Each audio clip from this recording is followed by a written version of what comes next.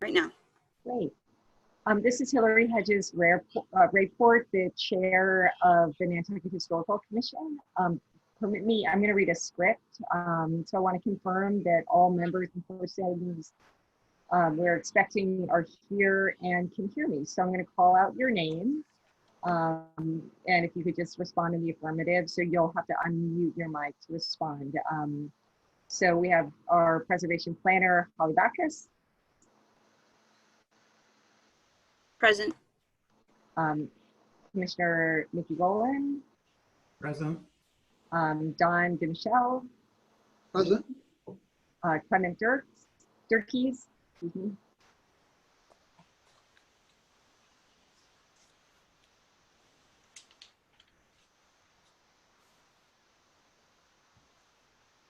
I can see your mouth moving. Present. Okay, great. David Silver. Present. Georgia Raisman. Present. Tom Montgomery. Present. Guest Betsy Tyler. Present. And we also have Susan Handy here. Susan, can you hear us? You're muted, but I see you waving. Great. Okay, now you should be unmuted. Can you say something? Are you talking? Can you hear me? Yeah. Great. Yes, I want to hi. be sure we can hear you. Absolutely. My Yes, now connection this hear time you. of day is very bad. So Susan. Yes. Okay, terrific. Well, we can hear you. And everyone, Susan has been appointed as an alternate commissioner, and it will be sworn in not on Monday, but on another day. Tuesday. Yeah, Tuesday.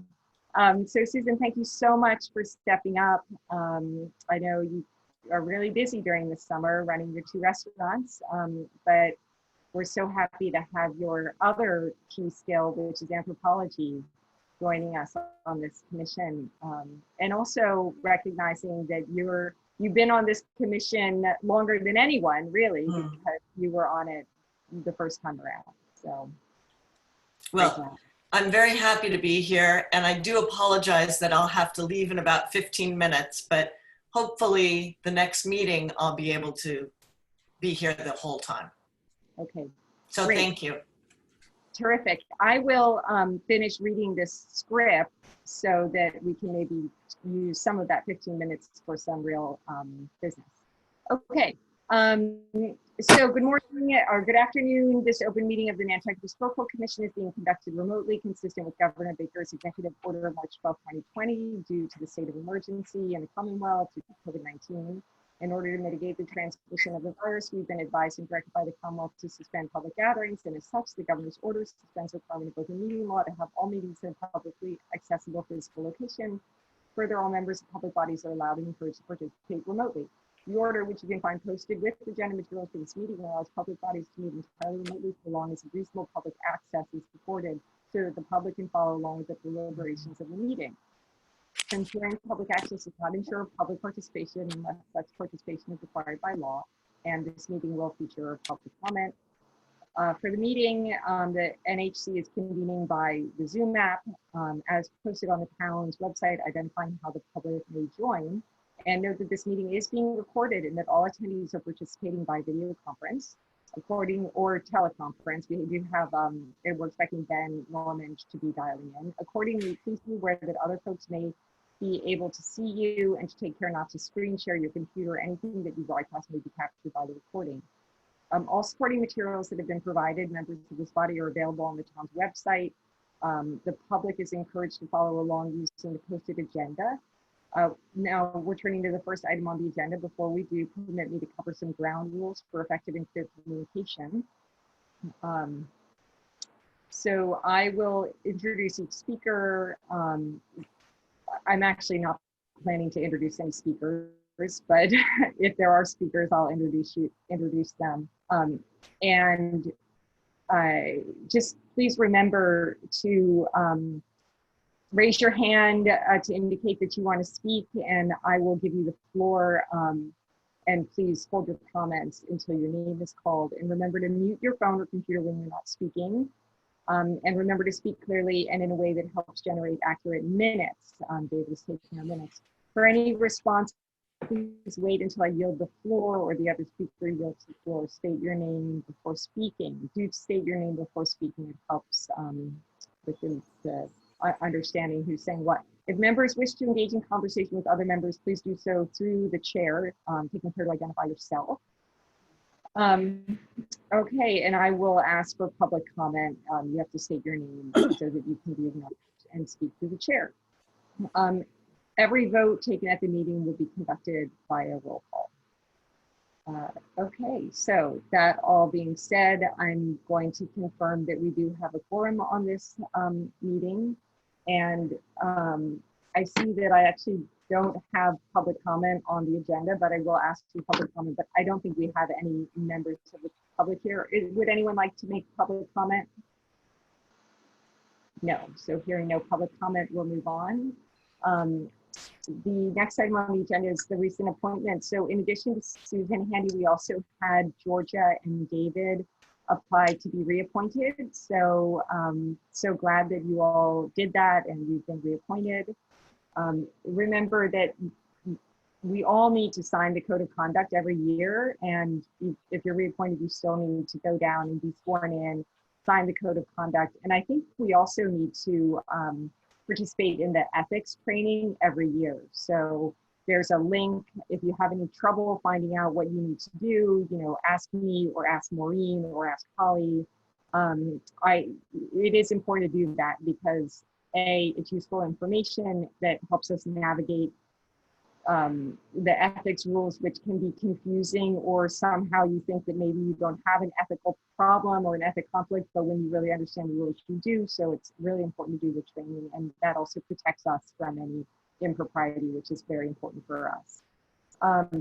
Okay, so I'm going to ask, we do not have the minutes from June 10th in the packet, but we have the minutes from June 5.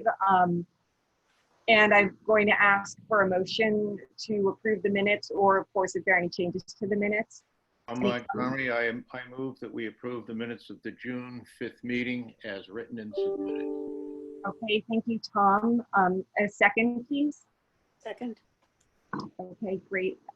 That was Clement, I think. Georgia. Oh, Georgia, I'm sorry. Georgia seconded. And all in favor, by roll call, Mickey. I see Mickey waving. Clement. I see Clement waving. It looks like we have someone on the phone. Is that Ben? Somebody's got to do it here. Could the person on the phone please identify themselves?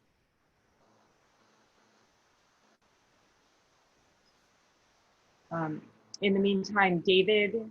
Aye. Aye. Don. Aye. And I think that's everybody. Okay, so the minutes are approved. The next thing on the agenda is the update to Vineyard Wind. So as you know, there's a Section 106 review of the Vineyard Wind project happening in the Sound.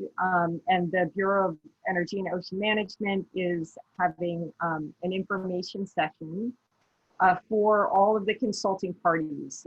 The consulting parties are the people who,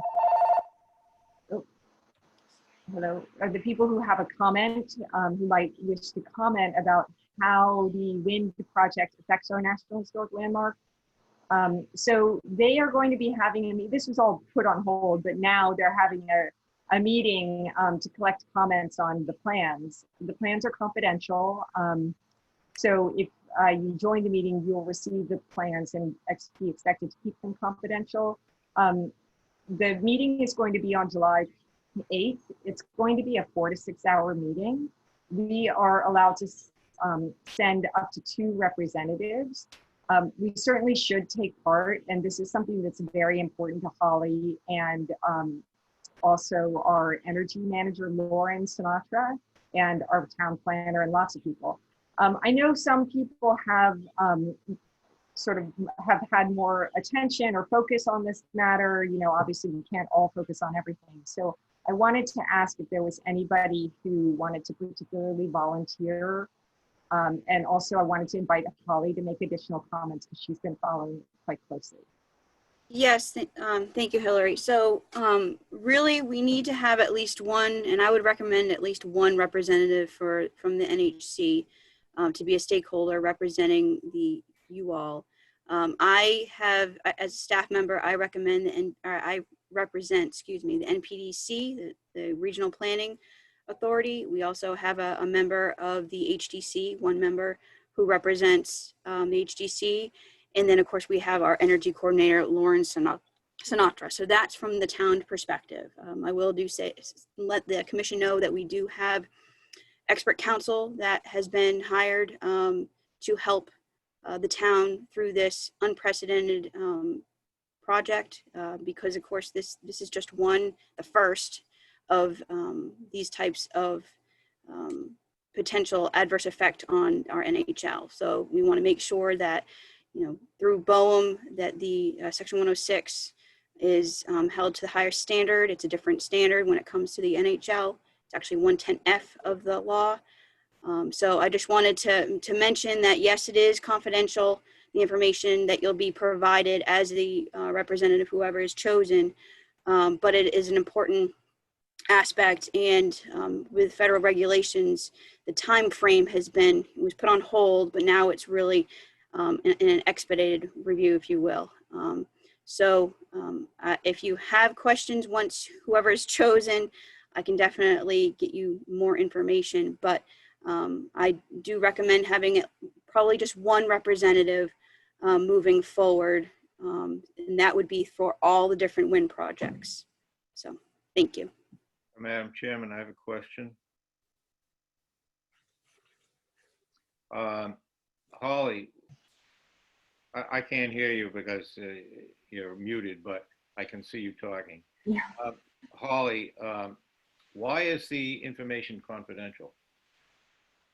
Well, there's certain information that's provided through the review process that's confidential for the individual stakeholders.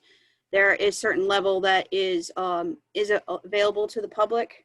But I wish I could give you a better explanation on that. It's just information that we don't want to have out there quite yet. Again, this is unprecedented. Not everything through a review process for Section 106 is available to the public except for through the stakeholders process. For instance, there's archaeological information that's been provided that, God forbid, gets in the wrong hands, could be an horrible event, it's that type of nature. I do, at the end of the day. I hope that addresses it. Okay.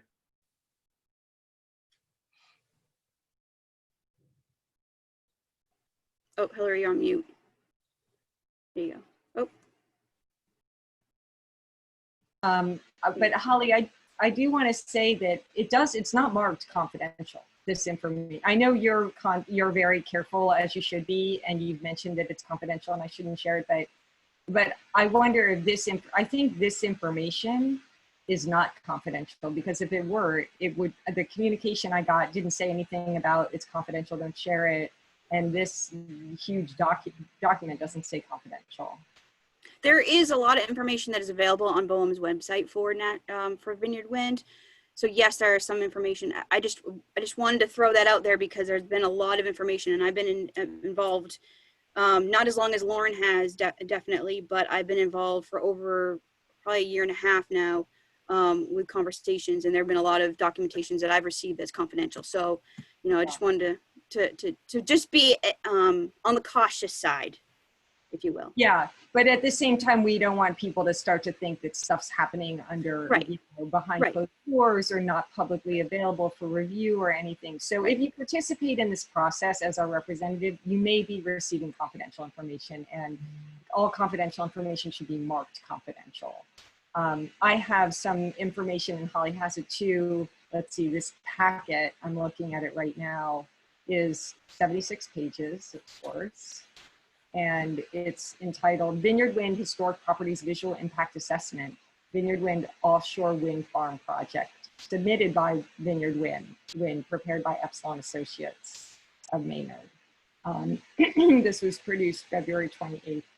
So I guess as our representative, you know, you need to look at this, you need to be mindful of it.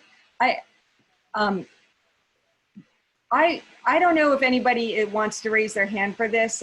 I would like to nominate respectfully Tom Montgomery, because I think Tom has the kind of skills and experience. And I say that from spending time with Tom, you know, looking at different parts of the island, thinking about our landmark status and his familiarity with approaching the island from the coast, his role with the shellfish community. Obviously, you would be wearing a historic commission hat, but you have a lot of experience voting. I'd like to nominate Tom, but I also don't want to discourage anyone else from raising their hand. So what do you all think?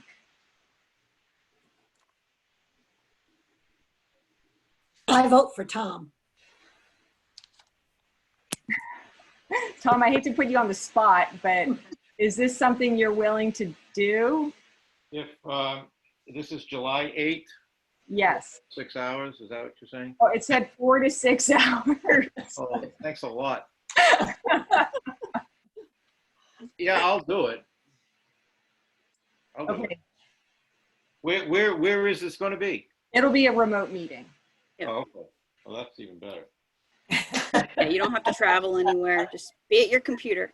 Yeah, and you can, I'm sure you can even occasionally turn off your camera.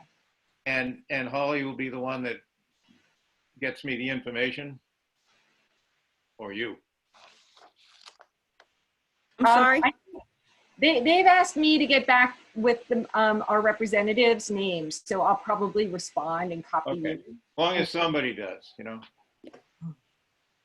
Okay. Tom, thank you very much. Yes, thank you. Hey, This is huge, and it's going to be an interesting and really important project. And we can put it on our agenda for July 10th, which is when we next meet. Great. Okay, moving. Are there any other questions about the Vineyard Wind project? I just wanted to make a note that, again, if it's not clear, that this is the first of the wind farms coming through off the coast of the islands, and this is just the first company, and this is obviously going to set a precedent on how that communication is through BOEM with the applicable wind farms, and how everything is assessed, and how the adverse effect on our National Historic Landmark is handled. So I just wanted to point that out there. Yeah, it's important. So in other words, Tom, don't be surprised if the press shows up on your phone and at your door wanting to talk to you. oh, great. An active. Okay, so the next item on our agenda is some old business.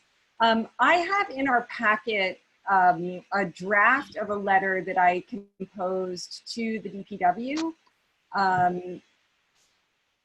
Holly, maybe you could just pull that up if you don't mind, since you have the packet on your screen. So we had a conversation, we had public comment at our last meeting, and we agreed on a course of action, which I have attempted to implement. I haven't sent this, it should say draft, it doesn't, but I haven't sent it. But I would love to get your feedback, even little things like tone, you know, because tone was a topic in our meeting. Any comments on this? I'm totally happy to rewrite it or do whatever you guys think is right.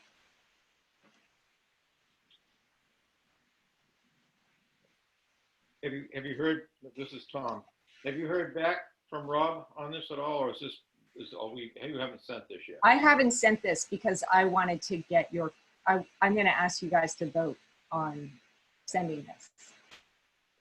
Okay. Not that it's like a big deal. I mean, we send letters all the time, but Right. it just, just because we're meeting, I wanted to ask you to.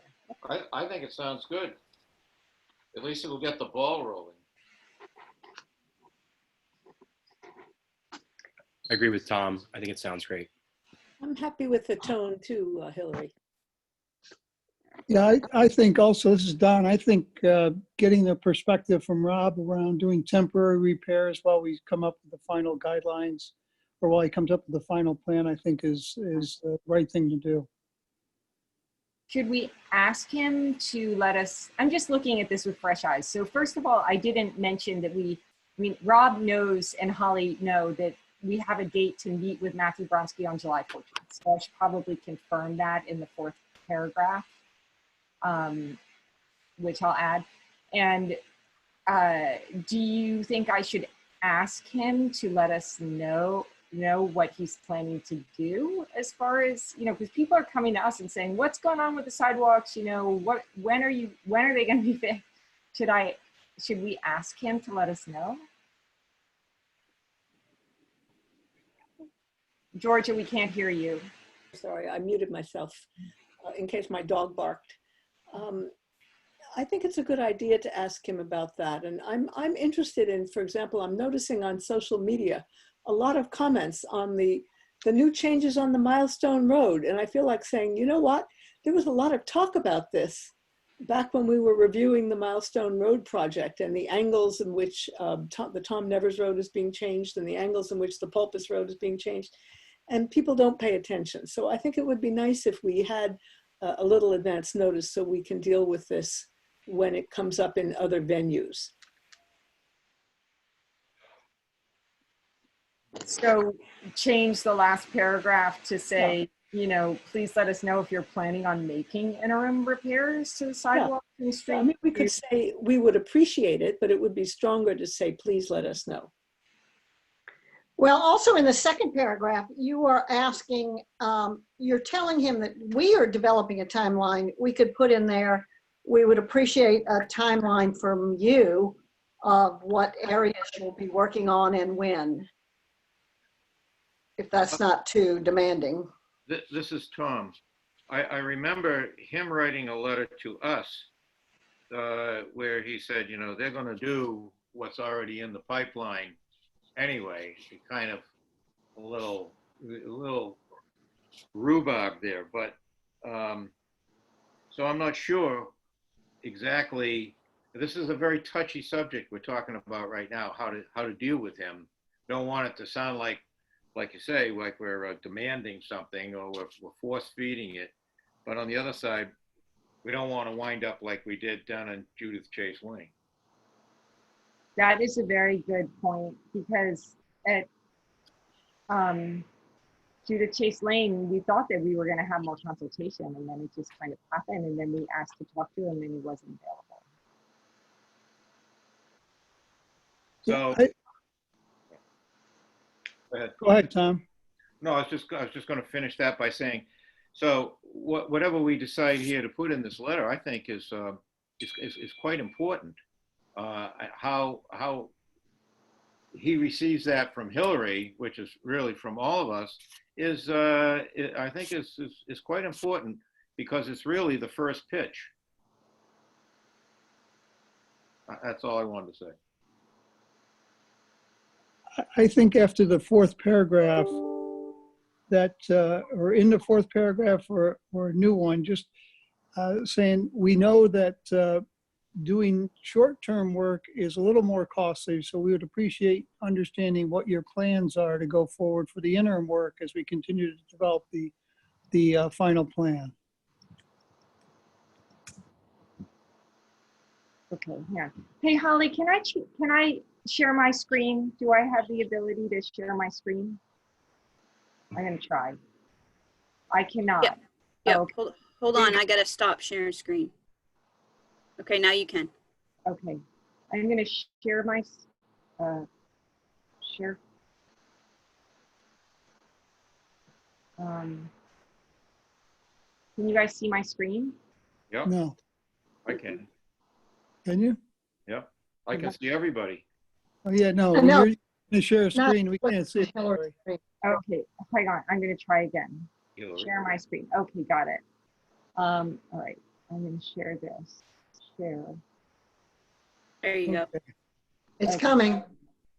All right. All right, so this is the document. So in this paragraph, I'll clean this up. But here I'm going to mention July 14th. Oh, can I not?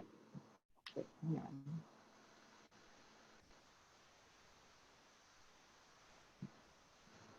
There. Can you see me typing? Yep. Okay. All right, so I'll make sure this is like all grammatically correct and makes sense. But basically, we're going to put in that timeline. Now, Don, you're saying in the last paragraph. I'm just saying somewhere there, you know, one of the things that he'll be under pressure for is doing work that he knows he's going to have to redo. So we ought to recognize that as saying, you know, we understand that doing some interim repairs will be a little more costly, but given the condition, until we get our final guidelines, it makes sense to do that. Could you let us know your thoughts on this? Something like that. I'm making this up. That's But it good, seems- though. That's good.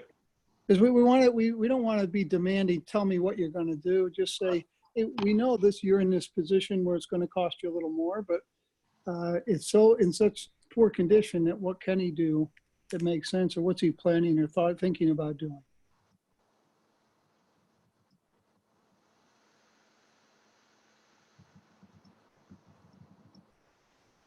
All right, I'm editing this.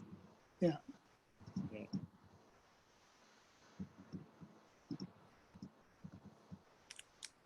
I know you're a much better writer than I am, Hillary. Sorry about that. I'm not good at writing on the spot. Okay, so basically we're gonna say something. Then, so I'm saying, you know, we understand you might not want to do this, but then again, you might feel that it's called for, and then I'm asking him to let us know. Yeah, let us know his thoughts on this.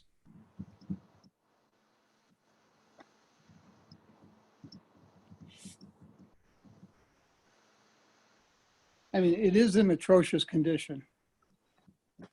I think it's dangerous. Well, people they weave back and forth on Main Street because they don't want to go over the biggest bumps. Right. I know. Well, and that's sometimes a good thing if you happen to live on Main Street, but. Yeah. Okay, all right, so something along those lines. Yeah. Is that good? I'll go over it, but. Yeah. Holly, That's good. what do you think, Holly?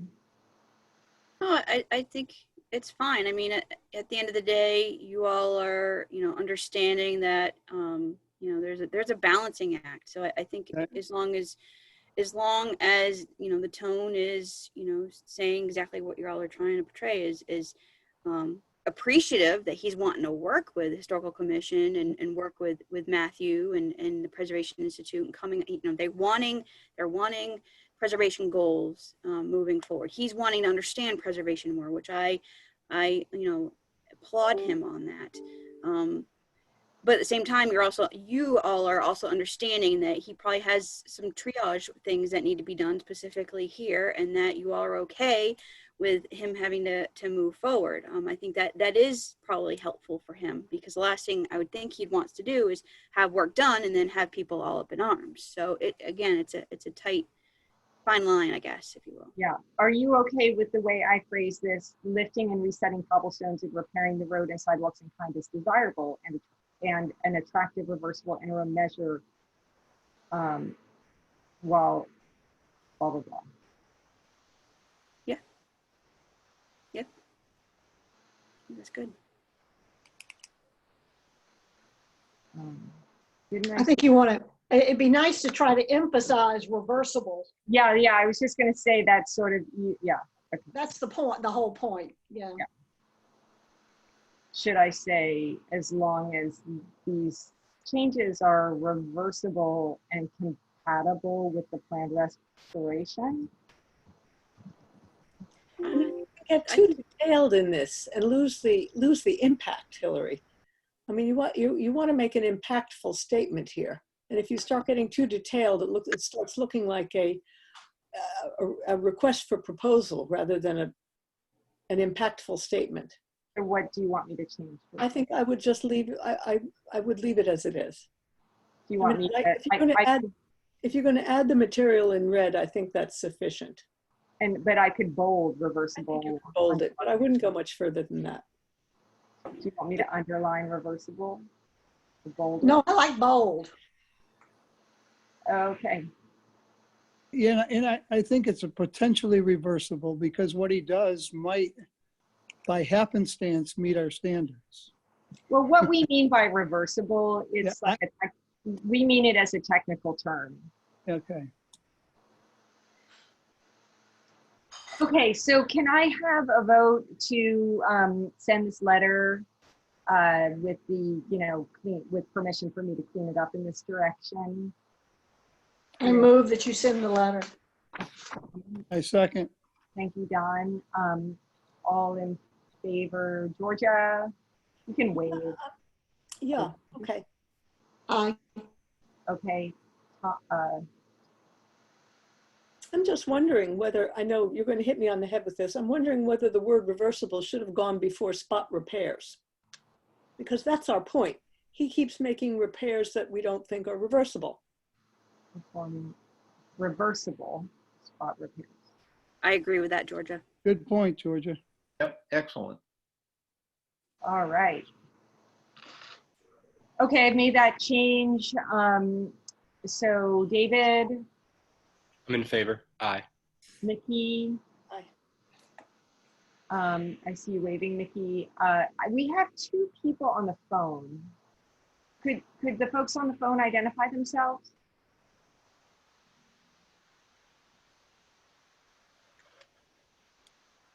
Okay, Hillary, it's one of them is me. It's Mickey because I don't have good audio on my computer. Oh, great. Okay, and then who's the other person on the phone?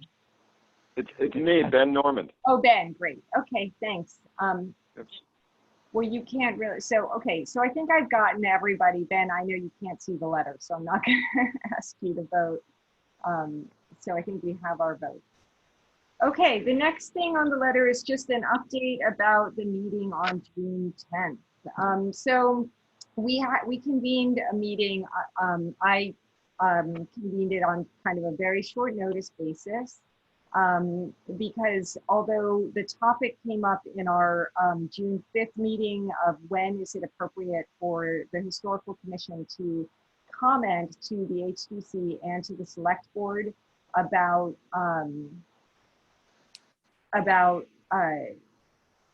things like the historic qualities of a structure or the historic properties of an area when that structure or area is being the topic of an HDC deliberation. And the question was, should we make a comment at the hearing of the Select Board that was happening regarding 112 Walwinet Road? So we couldn't really talk about that at our meeting before on the 5th because it wasn't on our agenda. But the group did authorize me or any member to make comments if they felt it was warranted. But before I made a comment, I wanted to talk with the commission and get a specific vote about making a comment. Just because I knew that it might be unwelcome by some or questioned by others, and I wanted to know what you all thought. So we had the meeting, and in the meantime, it just became clear that it wouldn't necessarily, it would be, well, the Select Board didn't necessarily want our advice in this particular instance, is what became clear.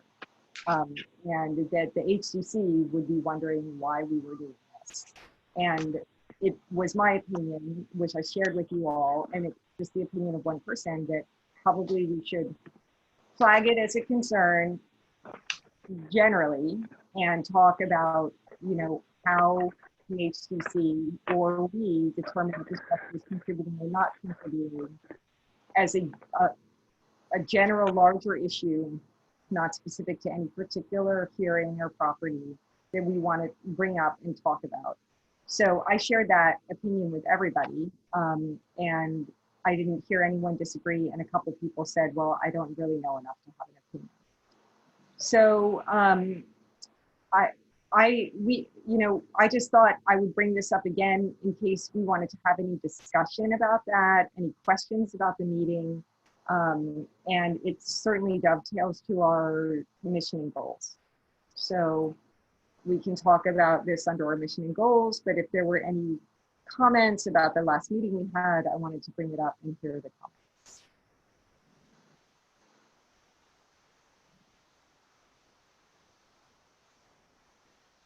Are there any comments or questions about the last meeting? Okay. All right, hearing none. Now we're going to move on to the mission of the NHC. So we have the mission up on the screen right now. And again, I can put this on my screen and we can edit it. In fact, Holly, can you stop sharing your screen and I'll share it and edit it. I hope you all have a chance to read and think about it.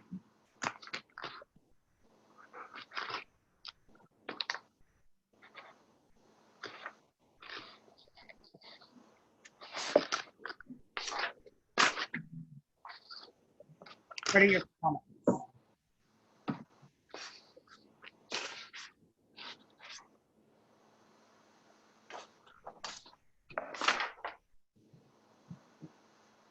Any comments on the draft mission statement?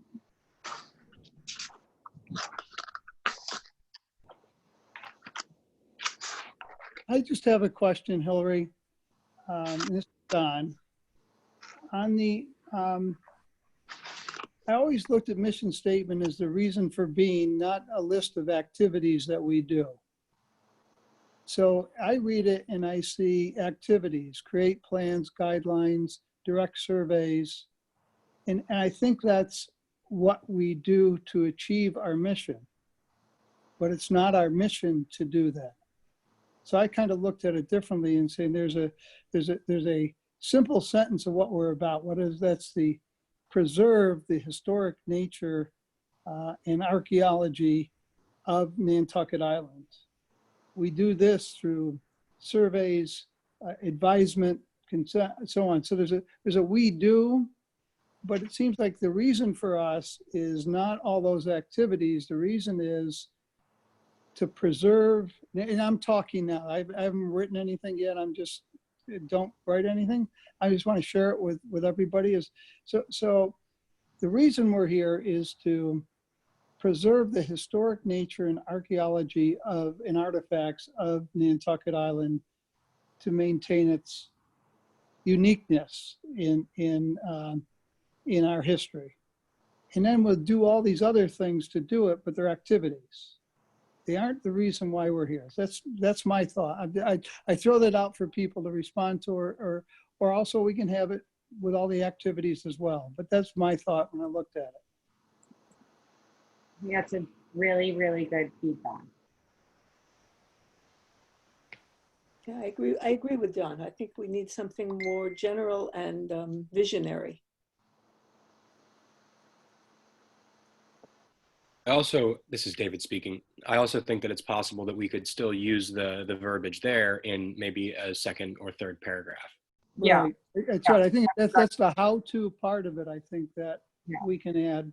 But the upfront, why do we exist? We're here to help preserve the historic nature and archaeology and uniqueness of Nantucket and its history. One question is, do we want to say we or do we want to say it? It. It. Yeah.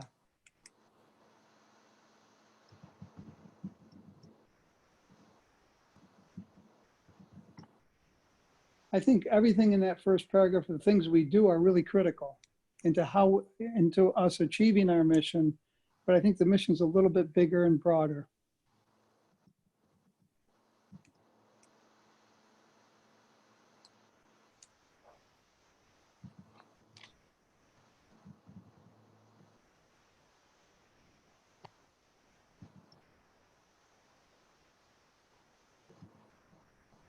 it's funny, when I read it, I thought, well, why did I join the commission? It's because I'm really concerned about the preservation of Nantucket and its uniqueness. And then all the other things are there to make it happen. But that's what, now everybody can think about, well, why did I join? What motivates me? That's the mission that I think we want to capture from everybody. So the nature and the character, my muted. Yeah, The I nature like, and the character. yeah. I would almost say maybe the nature and the character of the built environment. Is that too specific? Well, what I said down below, I said this Nantucket is a national historic landmark whose contributing historic assets include not only the structures erected prior to 1975, but the setting and context of these structures, the American and Native American artifacts, and special visual quality, as expressed in the natural and built environment. Rather than just making that a statement, why don't we say that we exist to protect Nantucket's As a historical. special, well, those items you just said, the special visual quality of Nantucket as expressed in the natural and built environment, including, in other words, the more general before we get to the Native American artifacts, et cetera. Madam Chair, if I may, Yeah. I just wanted to read, this is something I've had from college. I don't even know. It might be from the National Trust, but it's fairly thick. But I wanted to read a couple of paragraphs. The purpose of a local historic commission. Local historical commissions are agents of local government. Their most important goal is the preservation of the community's historic places. The purpose of a local historical commission is to work towards this goal by planning for and implementing programs for the identification, evaluation, and protection of its community's historic resources. Planning is the essential first step in developing an effective local preservation program. An agent of local government, the local historical commission acts in the public's interest with regard to historic preservation concerns within the community. Its role, mandate, and outlook differ from those of a local historical or preservation society in that it must uphold legally mandated responsibilities, standards, a conflict of interest, as you mentioned before, that may not pertain to private organizations. An example of local historical commission's public responsibility is an environmental review. Local historical commissions have a legally defined commenting role in planning for environmental impacts in the local level, and the local historical societies do not. So I just kind of wanted to give a little information to help you all. Yeah, I mean, that brings up the difference between the historical commission and the nonprofits, which I think is legitimately confusing to people, and might be worth putting on this page. I mean, this is going to go on our town page of the website. It's really limited. I mean, we have a pretty primitive face to the world in the town's website. So we're constrained by that right now. But we need to somehow express our mission and then also tell a little bit about what we do. And if we don't want to write a novel on that page, but that is something, it is a place where people might land when they're trying to understand. And they're just trying to think like, well, what is that page for? Who goes to that page? I mean, it's not like, I don't know, somebody probably tracks traffic to that page, but I think people probably look on that page when they're looking for forms from the Historic District Commission, probably end up on our page. My personal opinion, I would think you'd want to mention that we're a National Historic Landmark somewhere in the beginning, because that's imperative, I think, and it stresses the uniqueness that Dawn was mentioning. Can you see what I've edited here? So, yes. Okay. So the Nantucket Historical Commission is the local historic preservation archaeology planning and advocacy agency. It exists to protect the National Historic Landmark of Nantucket, whose contributing historic assets include not only the structures erected prior to 1975, but the setting and context of these structures, the American and Native American artifacts of Nantucket, and the special visual quality of Nantucket is expressed in the natural and built environment. And then we can go on to say, We accomplish this through working with the town preservation planner, the planning director, the NHC, also advises the select board. And so and you can add that as how we do it. I like that. I have to think you bring in the advisory capacity. Yeah.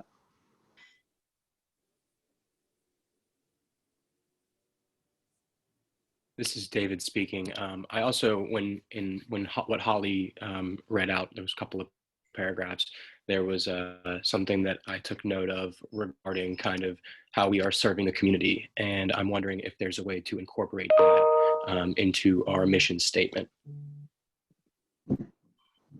Does anyone have a comment on that? Or is that kind of obvious? Well, they could say we serve the community. Just trying to say exist to protect.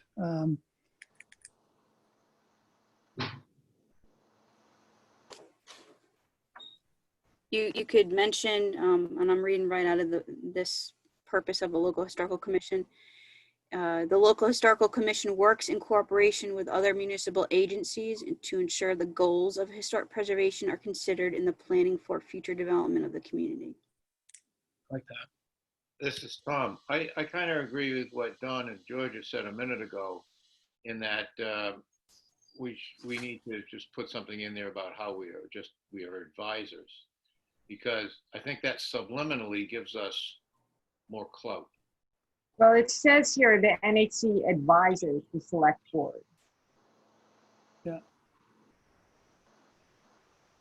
This is Clement. I'm the only thing I'm thinking is, to me, there's a difference between what we're trying to put on the website to describe all of this that we're doing and trying to deal with. And then there's another thing that's, what our mission statement is, which could just be 2 sentences with a lot of leeway. Or can you combine the 2 things? Well, Yeah. I think this is the mission statement that I just highlighted. It's interesting, Hillary, that, if you just said, and this again, the Nantucket Historical Commission exists to serve the community through protecting a national historic landmark of Nantucket while contributing all the assets. So exists to serve the community, picking up David's point, through protecting the national landmark of Nantucket. And then the second paragraph is everything we do to do that. The thing is, though, we're on an international stage. So we serve our community, but we really serve the public more broadly. All right, well then serve the public. It's Georgia. I'm still going back to the fact that we basically exist to advise the select board. And although we have a mission statement, maybe it's just me, but I think we should start narrower rather than start more grandiose. Well, I struggle with this issue. I mean, I know that we exist to advise the select board, but if the select board, if we disagree with the select board, I mean, we also advise the Massachusetts Historical Commission. The select board might argue with us about this, but this is like a little bit of something I struggle with, because while I know we're advisory to the select board and, we could all be not reappointed, we do also have to advocate for history. We have advisory responsibility to the Massachusetts Historical Commission, and we have advisory responsibility to the Department of the Interior at times. So, well, maybe then if we are going to keep paragraph 2, we could put advising the select board way up before working with the town preservation planner and the planning director. Maybe we could say we accomplish this through advising the select board, comma, working with the town preservation plan, et cetera, et cetera. Yeah. At least gives it At least the that's first in the politically order of, or- I, politically a little more savvy. Not that I'm the most politically savvy person in the world, I'm probably the least.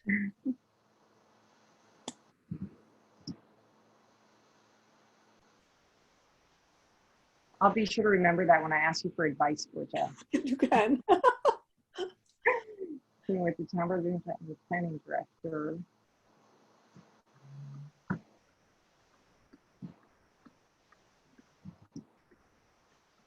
Take the comma out after advising on the first line.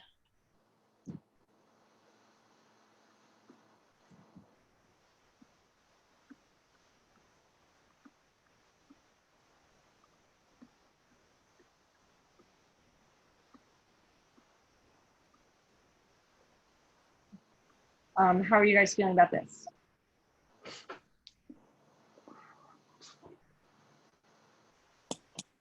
This first sentence is a huge, long sentence. Can we break it up a little?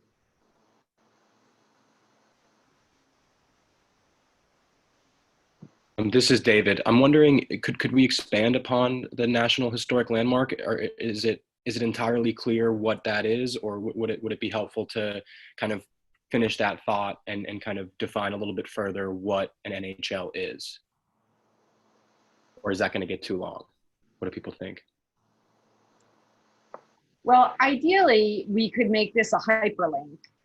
Yeah, that would be great. And you could click on this and link through to the document, which should be on our website. I mean, I actively searched all over the internet for that document. I couldn't find it anywhere. So then maybe we just end the sentence there after National Historic Landmark of Nantucket, and then kind of, end that thought, and then kind of talk about what the assets are.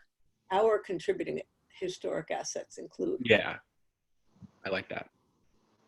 And don't forget, whatever's put on the website, I can work with our public outreach coordinator, Florencia Rulo, on making it so it is a hyperlink. So you click on that and it goes right to the NHL documentation. I do have a copy of it. It's not a final, formal, signed, sealed, delivered copy, but I did get it from the National Park Service.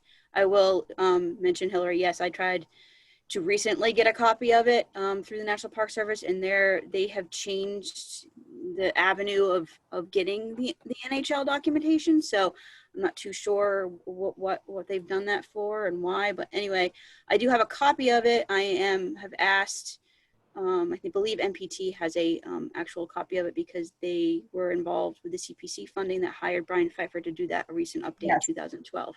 I got it from NPT. That's the reason. Okay. But it's not on their website. They have a press release about it, but they don't. Right, correct. Where we could actually have this uploaded onto the website through Florencia's help is my point. All right, so we'll make this National Historic Landmark a link to the document or some other such place we all decided that. And then it says our contributing historic assets. It sounds like R refers to, the commission. So maybe we should say Nantucket. Right. yeah. Now, this word contributing gets thrown around a lot. Why don't we just say important?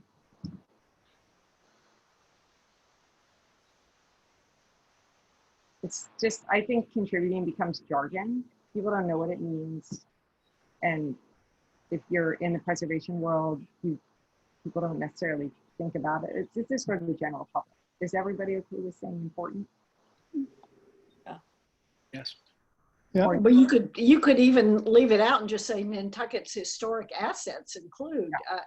I mean, who decides what's important? That's always the issue. Very Georgia.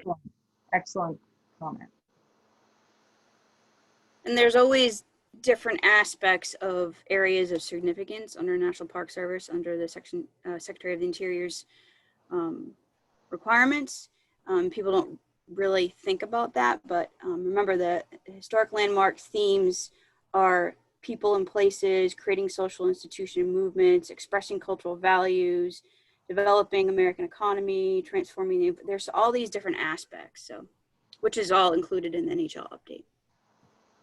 Should we say exists to serve the public through protecting the National Historic Landmark of Nantucket as established in 19? No. No, okay. No. Okay. I think keep it in that it's updated because, you know, the document you do find is the old document when you look around. But I think if we link to it, that's fine. And I have the update from 2012, which includes the original nomination in the 70s. Okay. Okay, you're not, the other thing is, Hillary, on the next line, you're not going to need artifacts of Nantucket anymore. Okay. After Native American, because you've just said that.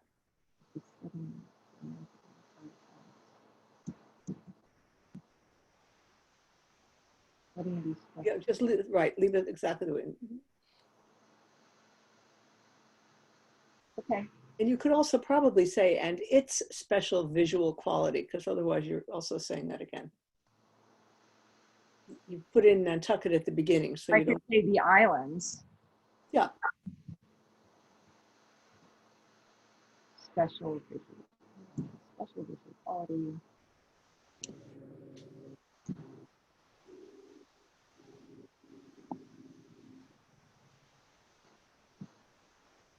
Okay, how are we doing? Good. Good. One more syntactical issue. On the next line, the comma after select board you don't need. After talking about syntax, I put it that way. The comma after the select board you don't need. A preposition at the end of a sentence should never be put. Right. That's right. Exactly. I that way all the time speak. But do you know all the prepositions? That's the thing. I did at one time. I Yeah. do. They've Thanks to changed. Right, so this goes away. All of this goes away. Yeah.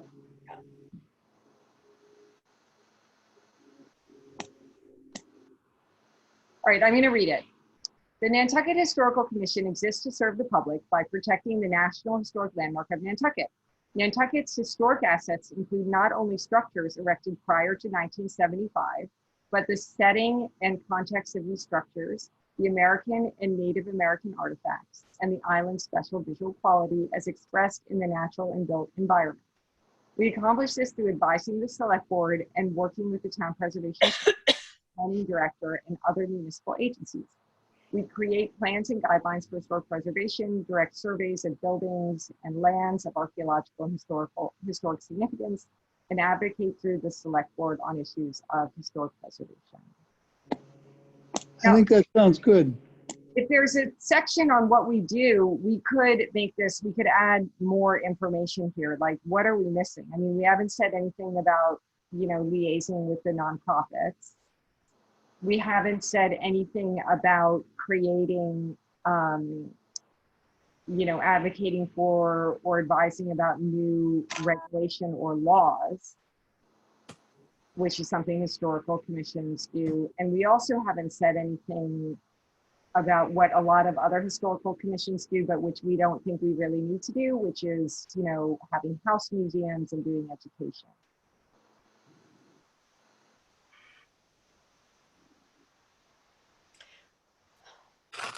Part of me wants to be, this is Georgia, part of me wants to be minimalist and leave it at this, but another part of me says you could say, for further information, please contact, and then have a contact. If anybody really does want to know all those other things. Because I'm not quite sure who's going to be reading this and how much detail they need to know. Yeah, you know, one of the things I just deleted down here is the business about what the HDC does. Yeah, So, no, I think perhaps we shouldn't have deleted that, because and for anybody who might be confused about anything, it might relate to what do we do with regard to the HDC. I think I didn't intend to delete this. So maybe that one paragraph, not the bottom one, obviously, but the complement and advise paragraph. If I may, you may want to just mention the HDC that you work with them, but this is where, again, we can have a hyperlink that that's people what I can just click did. on. It will go directly to their page in their mission statement. Yes, So I just was thinking the same thing. I can say, if you go to the town's website right now, you can actually go and toggle back and forth between the Historical Commission's page and the HTC's page. There is a way to do that, but verbally there's no actual connection. So this would actually do that, and they're actually going to be doing that as well. Okay. This is Tom. That picks up all your local preservation, conservation nonprofits, as well as the MHC. Yeah. Okay. So we will include this final paragraph. The NHC complements and advises the local historic district commission, which is Nantucket's regulatory architectural review board. We also liaise with the Massachusetts Historical Commission and local preservation and conservation nonprofits. Yeah, I think that's good. That should cover it for a while. Just a added word. Yeah. NHC complements and advises the local historic district commission as needed or as necessary or something like that. That's implied, Holly. Okay. I don't think saying this implies that we butt in all the time. No, I'm being very sensitive. I work with both of you all, so. Well, we're going to get their input on this. Okay. So, I mean, I think we take this to them because Yes. we want to know what they think about it. And we want to know, is this confusing or do you disagree? Okay, well, perhaps we should leave it in and let them say, and help them feel better about it. I mean, Holly is more diplomatic than I, that's for sure. It's not my first rodeo. I've worked for government for about 15 years now, so. But I will say, they approved a mission statement that identified what we do without asking us if we were okay with it. So they actually did not include that. I will say this. I brought up the connection between the two. I did say that it would be nice to have a link. That sentence has not necessarily been added yet, but it will be brought up when you all speak next week. And again, you all can all decide on how. I just wanted some way of taking each commission's mission statements and connecting the two so people can get a clear understanding, A, what the differences the two are, and B, how you work together besides the common denominator. Right.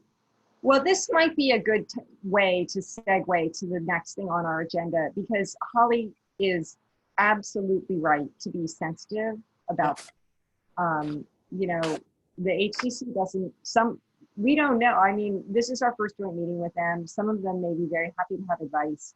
Some of them may not want advice. Some of them may want advice, but not from us. So part of why we're meeting is, to build a relationship and what everybody needs. Hey, this is David. Can I chime in on one more thing before we move on?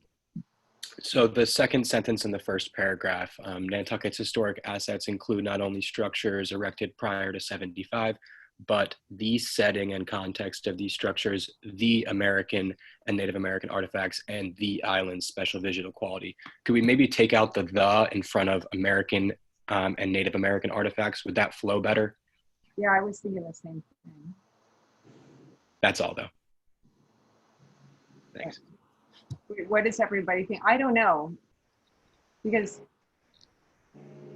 not include structures erected for the setting. So I think we need the because it's a list where everything has a definite article in front of it. It also, this is Tom, it also refers to Nantucket. I think we have to leave the. It was just a thought in reading it. Yeah. It's funny in my head. No, I struggled with the same thing. It kind of caught me. It's a lot of but let me read it again.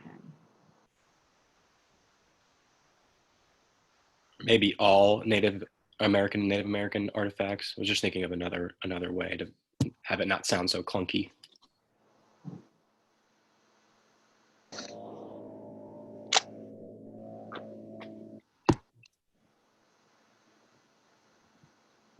Does anyone else have an opinion about this? Ms. Clement, I like all the thes because you're saying but, and then you say the setting, the Native American, the special quality. Yeah, I think we have to leave it in. Okay. Thanks, everyone. Okay, so I would like, could someone make a motion to accept this as a draft for our meeting on Tuesday?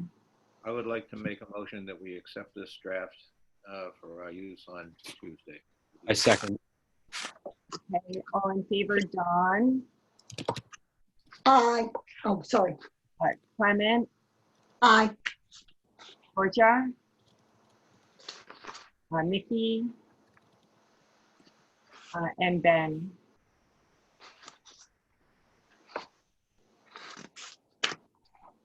I didn't hear Ben, but I saw everybody else say aye. So, great. So oh wait. Okay. Moving on, objectives. All right, so I put a huge list of things as objectives, and I'm gonna keep sharing my screen, Holly, because I can just pull this up. Can you guys see this?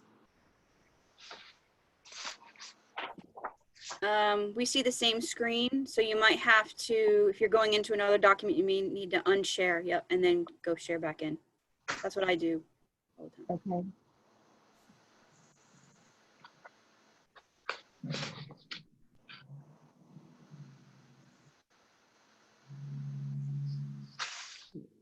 Can you guys see the priorities list now? Yes, the kitchen sink. And Betsy, by the way, we didn't hear from you about the mission statement, but I do hope you'll feel free to chime in. You know, we really want to hear your opinions. You're one of our advisors. So, okay, so, you know, there's a long list here. It would probably be helpful to put it into buckets. There's a bunch of things that kind of go under surveys. There's things that go under planning. There's things that go under Standards. Standards, that's what I was just about to say.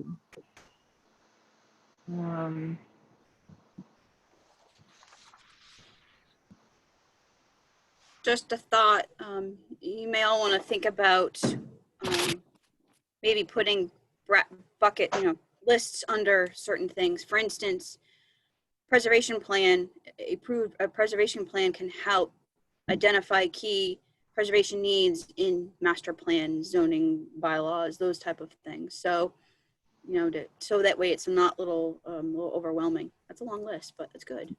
It's a long list. Well, I just felt like if I put too few things, then it would seem like they were too important. Like by putting everything, it means it's like maybe a strong idea loosely held, since some of this people might say, well, that's not your job, or you want to tell us what to do, or whatever. People are going to say that. But,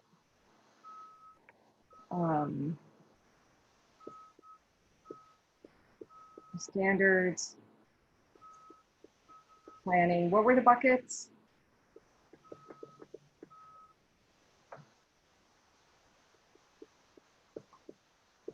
Operations. Definitely have the master plan identifying preservation needs under the preservation plan, because again, having a preservation plan can help identify those key objectives. So do surveys go under planning? Well, again, I would also ask what kind of planning you're talking about, because of course, preservation is an aspect of the planning field. And of course, we're associated under the umbrella of planning and land use services. So when I see planning, I'm thinking about the overall, not necessarily what this commission's planning to do, if that makes any sense. I would also say you could put updating surveys under the becoming a certified local government. This is Tom. I think it should go along with expansion to the National Register for our participation.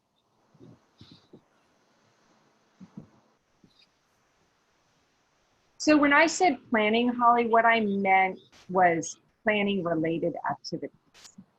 Okay, perfect.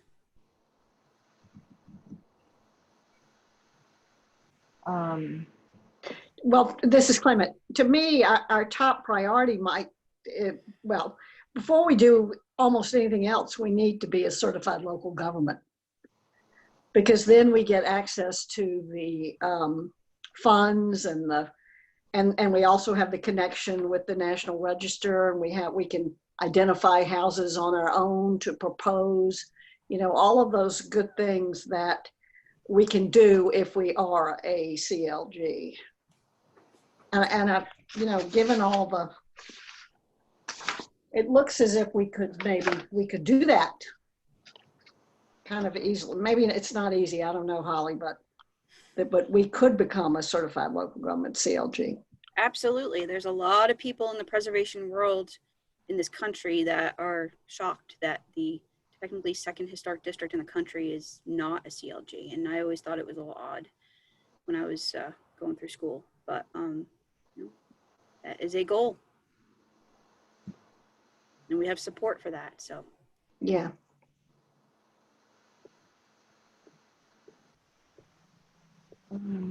This is probably those other standards.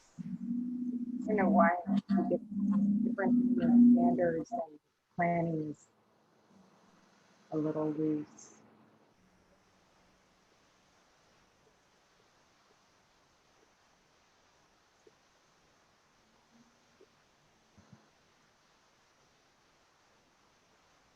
Is this helpful what I'm doing? Because I think we can kind of just like talk about them all as a group.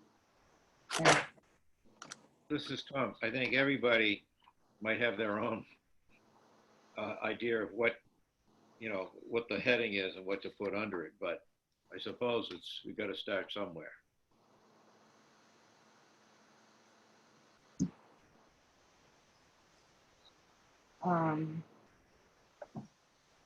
So operations is more like things that we need to get done to run our organization.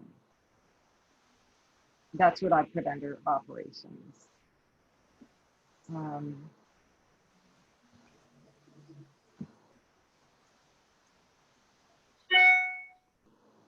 know,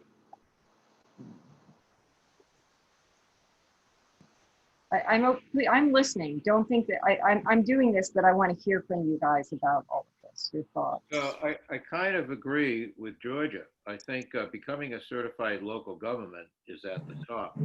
And under that is a master plan, because we identify the preservation needs and everything else comes under that. All the rest of this list.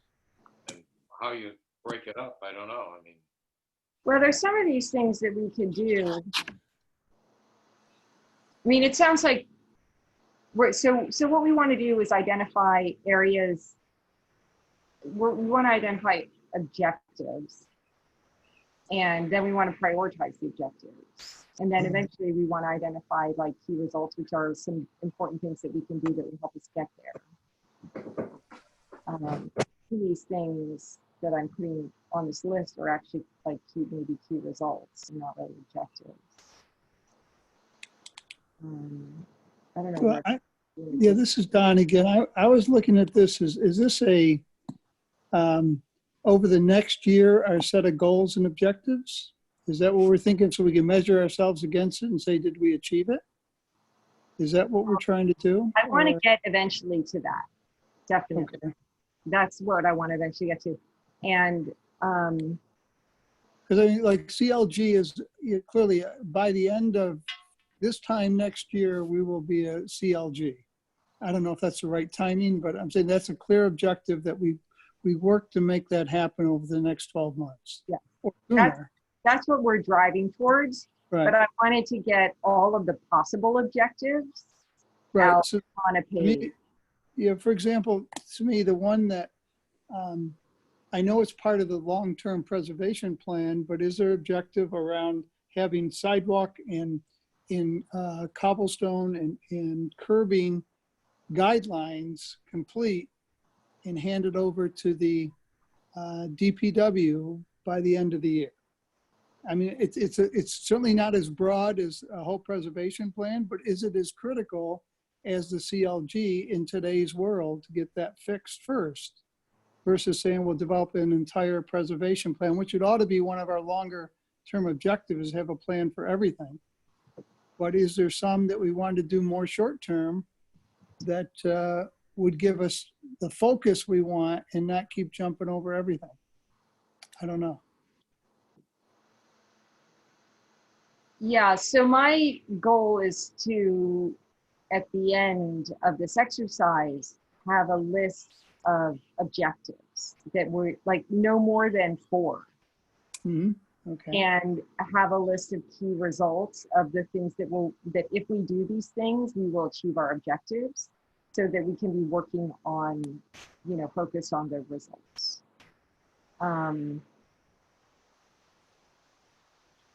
Well, that's what I was thinking too. 4 to 5 key objectives that we're going to work on. Yes. And clearly everybody's already saying CLG is, at least what I think everybody's saying, CLG is one of the key objectives. Yeah. And so then to be a CLG,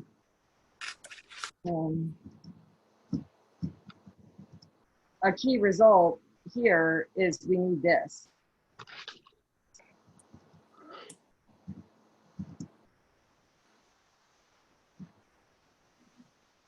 Right?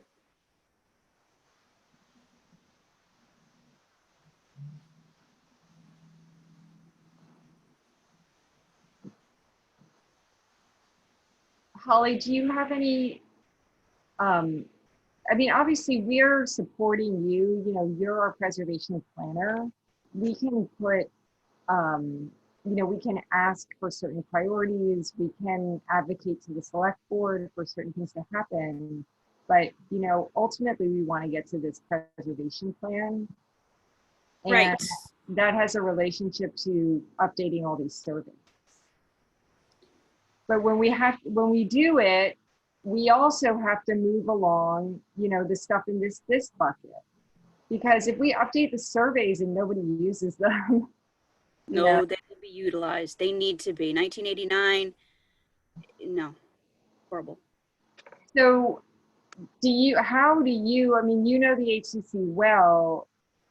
I mean, my view is that the historical commission is going to develop these surveys, but we're also going to be going to our sister organization that's the regulatory group and saying, use these surveys and approve things that are, taking into account what you have in these surveys. Well, this is where I see as a joint priority, a joint venture, and that's why for the meeting on Tuesday, I took the liberty of, putting on the priority of certified local government, updating our surveys, discussing what the National Historic Landmark data is, preservation plan, and then obviously the proposal study with the preservation engineer, Matt Bronsky. So those are what I see as the kind of immediate. I think my opinion would be the certified local government would help us all. It would create the mutual understanding, obviously, too, between the both commissions, understanding it's not something new. We know there's other communities within the Commonwealth that has that, where we have 2, not many though, 2 commissions doing exactly what you all are doing. I will say that Nantucket's a little unique in the fact that we are the busiest, very busy. And other commissions don't see nearly as many applications before them for a certificate of appropriateness. But having the certified local government, it will be allows the commissions to apply for funding to help us update our surveys. Now, I know I've mentioned to both commissions before that the planning director is very understanding and sympathetic in the fact that we do need to update them, and funding was put aside. Again, with this whole COVID thing and what was approved, I don't know if that actually went into our budget for this year, but nonetheless, that's explaining and showing that There's an understanding for a need to update. And I think if you look at the list of priorities, getting a certified local government status will give us that opportunity to apply for these grants to update our surveys. Updating surveys would require putting out, we're a government, so we would have to put out an RFP to hire a consultant to do that. And I think that would be a mutual understanding, because Wait, yes, I'm it's sorry, going to be, Holly, I'm confused. We have to put out an RFP to do what? if we're going to, as a government agency, if you're going to hire anybody to do any projects, you have to do an RFP. Oh, you mean for the surveys? Correct. We couldn't Okay. just say we're going to have, John I didn't Smith know to do what the- surveys you were talking about. I Okay, didn't know what projects you were talking about. So you're I'm talking about the historic district surveys that we've utilized since 1989. They were done, and they need to be updated. right. So Of course, sorry, go ahead. I didn't no, know. I just want to mention that, on the flip side, that's why looking at our NHL document, our NHL listing, that we're very, very fortunate to have that. And the reason why we have that is because we are NHL, and we received, I should say MPT, petition CPC funding to do that update that Matthew Pfeiffer did for the island. We have everything indicated from 2012, whether it's contributing or not contributing, what the date is, what the time is. It's not 100% accurate. I have seen flaws, other people have seen flaws, but it's a start, and it's better than some of the information that we have available. So surveys, I think, is a top priority for, my opinion, would be a top priority for both commissions. And in order to do that, with the current avenue and of funding sources, I don't think we can say, oh yeah, the town's going to be able to put that in the budget. I think going the CLG route, so we can be eligible for grants, would be the best bet to do that. That's just my opinion. All right. So what I'm hearing, and I want to hear if everybody agrees. See, I think that becoming a certified local government is maybe not a goal, but a key result that will help us update the surveys. And I want to say that we can apply for all of these grants even if we're not a CLG, but in certain years, especially in lean years, which is what we're in now, the money will only go to CLGs. So we could find that we apply, if we're not a CLG, that they don't award any grant money to anyone who's not a CLG. So, right. And that's my point. Yeah. So what if we said that one of our objectives is to update our surveys? And these are surveys of buildings, but also area surveys. I want to show everybody this that Rick Atherton dropped off for me. Holly, have you seen this? Yes, I have a copy of that. We should scan it, maybe. I mean, it's a lot of history. It doesn't really get into design guidelines or like a catalog of structures, but there's some of that. Betsy, you probably have this, right? Betsy, have you seen this? Yes, I have. I'm familiar with that. Did you write it? Maybe you wrote it. No, I did not. I didn't write that. So what I'm thinking, what I'm driving towards, the HDC, we frame this as let's have a discussion. They want a presentation. I mean, the HDC is used to having people come in and present to them. So we're driving towards some kind of a presentation that we could deliver. I'll probably put it in PowerPoint. We'll include stuff on the CLG. I've shared that PowerPoint already with Ray, and we don't need to, I think, share the whole thing, but we'll use that kind of a format. And we will have our mission statement and ask them for feedback. And then we'll also have these near-term goals. And what if we had one of our goals is being updating the surveys? It's really updating surveys of buildings and areas. And this means becoming a CLG. It might mean nominating for national landmark because you have to do a survey if you, so we might want to pick some, so these are buildings of special distinction. So in this, we might want to identify some buildings that we think could be at risk and identify them, or areas that could be at risk.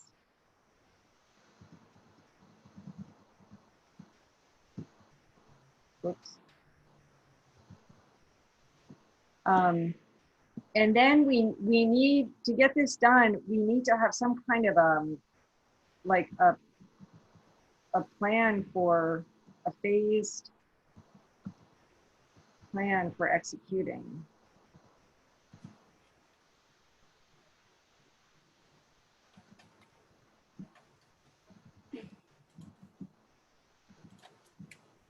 Right, Holly?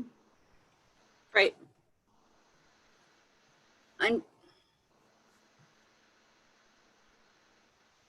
Yeah. And it's going to take years. Yes. So we need to prioritize it.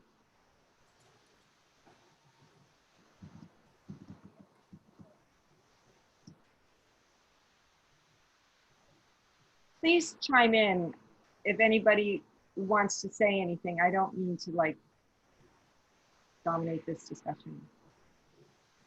I'm confused on the staffing.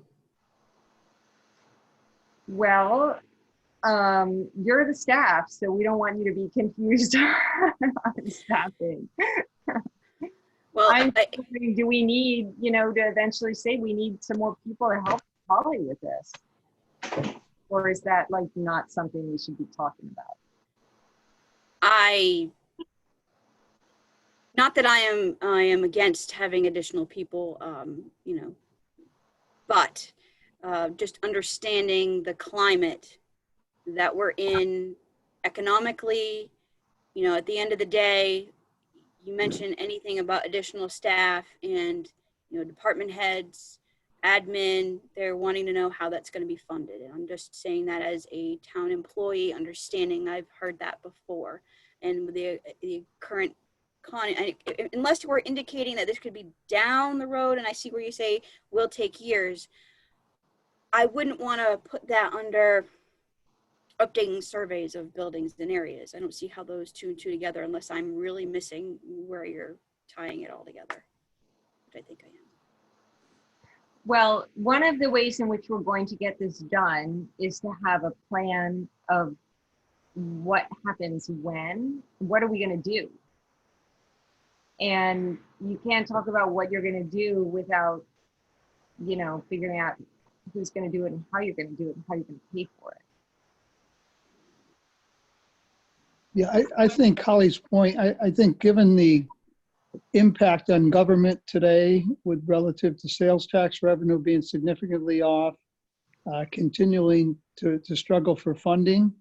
So if it's as Holly said, it's a long-term plan that we see in the first year, we're kind of positioning ourselves for being able to do all the surveys, but if we need to do them with extra resources, I don't see the government having funds to do this. Thank you, Don. And to my point, that's kind of the intent. Maybe the goals and objectives need to be put in a short-term, long-term, and that is a long-term overall goal, but not associating it with the surveys. Because again, that's why my opinion is that becoming a certified local government is going to help, first and foremost, give that as a priority in itself, but also the priority of updating our surveys. Yes, we could do it now, but that's a different road, a long road. And I would think it'd be easier through this certified local government process and having that support from MHC too. This is Betsy. I have a question. Yeah. Does anyone know how this whole survey took place in 1989 and where the funding came from and how many people were involved and how long it took? Great question. That I do not know. I do, but you're about to lose me. I'm just noticing my battery is off. quickly, the HDC and the town petitioned the Massachusetts Historical Society that donated some funds, and the town put in the rest and did the survey. But it was, even though it was 476 pages long, it was a very minimal survey for all the areas that it did. And I have a lot of paperwork on that. I obviously don't have it here, but I can come up with it. And it did areas, so I was glad to see that word get put in, the buildings, update surveys of buildings and areas, because it goes along with everything that we're doing. I mean, the bluff that makes up Cliff Road was actually put there by the glacier. And so that was considered a historic piece of property. And as was Sankaty Bluff. And so if you can imagine the glacier like the blade of a bulldozer pushing forward, that is where it ended, and it receded from there. I'm not going to digress into all of that, but the survey took into account things like that, the 1989 survey. And as Holly corrected me the last time very accurately when I kind of went off on the 2011 survey, the 2011 survey was just sort of a house-to-house survey that either structures were contributing or they weren't. And what the 1989 survey did was took areas in Quidnet, Nantucket, and so forth, and determined whether or not they were worthy of being on the historic register or not. And so a lot of that has to get, redone, yes, I think, because it's at best way up in the air. And I don't think anybody really understands it or knows it. My question to Holly was going to be, do we have any idea what that 1989 survey cost? I have no idea. I would have to do some research. I think that was even pre Pat Butler's time. Betsy, do you have any ideas of when you have? No, I don't. Okay. So I'm curious. Yeah, no, I the 89 surveys, where you'll find, and I know everybody pretty much has looked at them from one structure to the next. And sometimes it's amazing. You would think a property doesn't have one, and it does. I've actually found out where, there's flaws in MHC's record online, their Macris site, where, they have it there, but we don't have it here, or vice versa on not just in 1989 ones, but that ones that were done a little later on, because those have been updated through the efforts of the Nantucket Preservation Trust, through their deed restrictions. I was involved when I was younger. So I know they've been doing that pretty much since '94 that in their conception. But it's not consistent from what from what we have here at the HDC to what the Massachusetts Historical Commission has on file. And I will say that their online version, their GIS version, is fantastic. It has everywhere in the Commonwealth. But again, it's sometimes it's not. I found flaws, if you will. I will say that they have done a really good job about updating ones that were surveyed in '89 that have now since been demolished. Again, it's a great source, but it's not, there are flaws in it all. That's why, again, without having an updated survey of all the properties on the island that could be deemed eligible from 1975 and down, it's imperative to do, when you're doing just a basic research, to see what we have on file, to see what the National Register data says, And to the point of areas, the update that Mr. Pfeiffer did for the 2012 update to the NHL nomination, which is pretty extensive, has those areas very well detailed. Those other areas of the island, you know, even more so than what our Building with Nantucket in Mind has. But the two of them working together is a lot of information that I don't think people realize. So I went on a tangent. I apologize. Well, But that what I was going to suggest maybe as a way to answer Betsy's question, you know, there are many towns that are surveying, you know, that have more recent surveys. So what we could do is go to somebody like Preservation Massachusetts Inc. and say, put us in touch with somebody, you know, some historical commission that's got like a big survey happening right now that's pretty, that you think is well run. I assume you're asking the question because you wanted to know how we could start putting some shape around this. Exactly. Yeah, and learning from what we've done in the past. But I guess what I'm proposing is, you know, so if this is bullet point number 4, phased prioritized plan, and I also wrote in here opportunistic responding to applications, because it's going to take us years to get surveys done, but we have applications coming in to the HDC to change historic structures all the time. And right now, you know, the HDC either says, they either make a decision today, is it contributing or non-contributing? And if it is contributing, they want some information. They ask the applicant for it. And we might say, you know, actually we want to have, we can ask the applicant. We can ask the applicant for it. I mean, we should just, I think we want to beef that up a little bit. if I may, Yeah. since being involved with both commissions since November, doing the reviews of applications within all the historic district, the local historic districts, Sconset, Town, and the advisory board areas, I'm reviewing prior to the advisory board areas. Obviously, since COVID, that has not been the case, but however, I have been pushing, and as of Monday, next Monday, we will have our first Zoom advisory board meetings for Sconset and historic structures, because their review is very imperative. But I guess yes, it's the burden of proof is on the applicant to provide that information, but I also look that information up as well. So that has been going on since I've been in this position.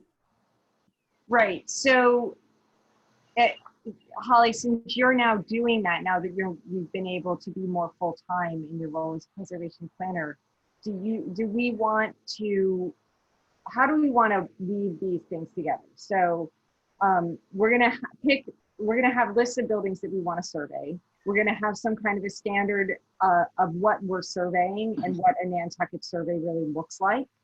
How do we want to do it? How do we want to approach it? So when we develop that, and then also where does it live? You know, it can live in Macris, but it should also live in our GIS potentially.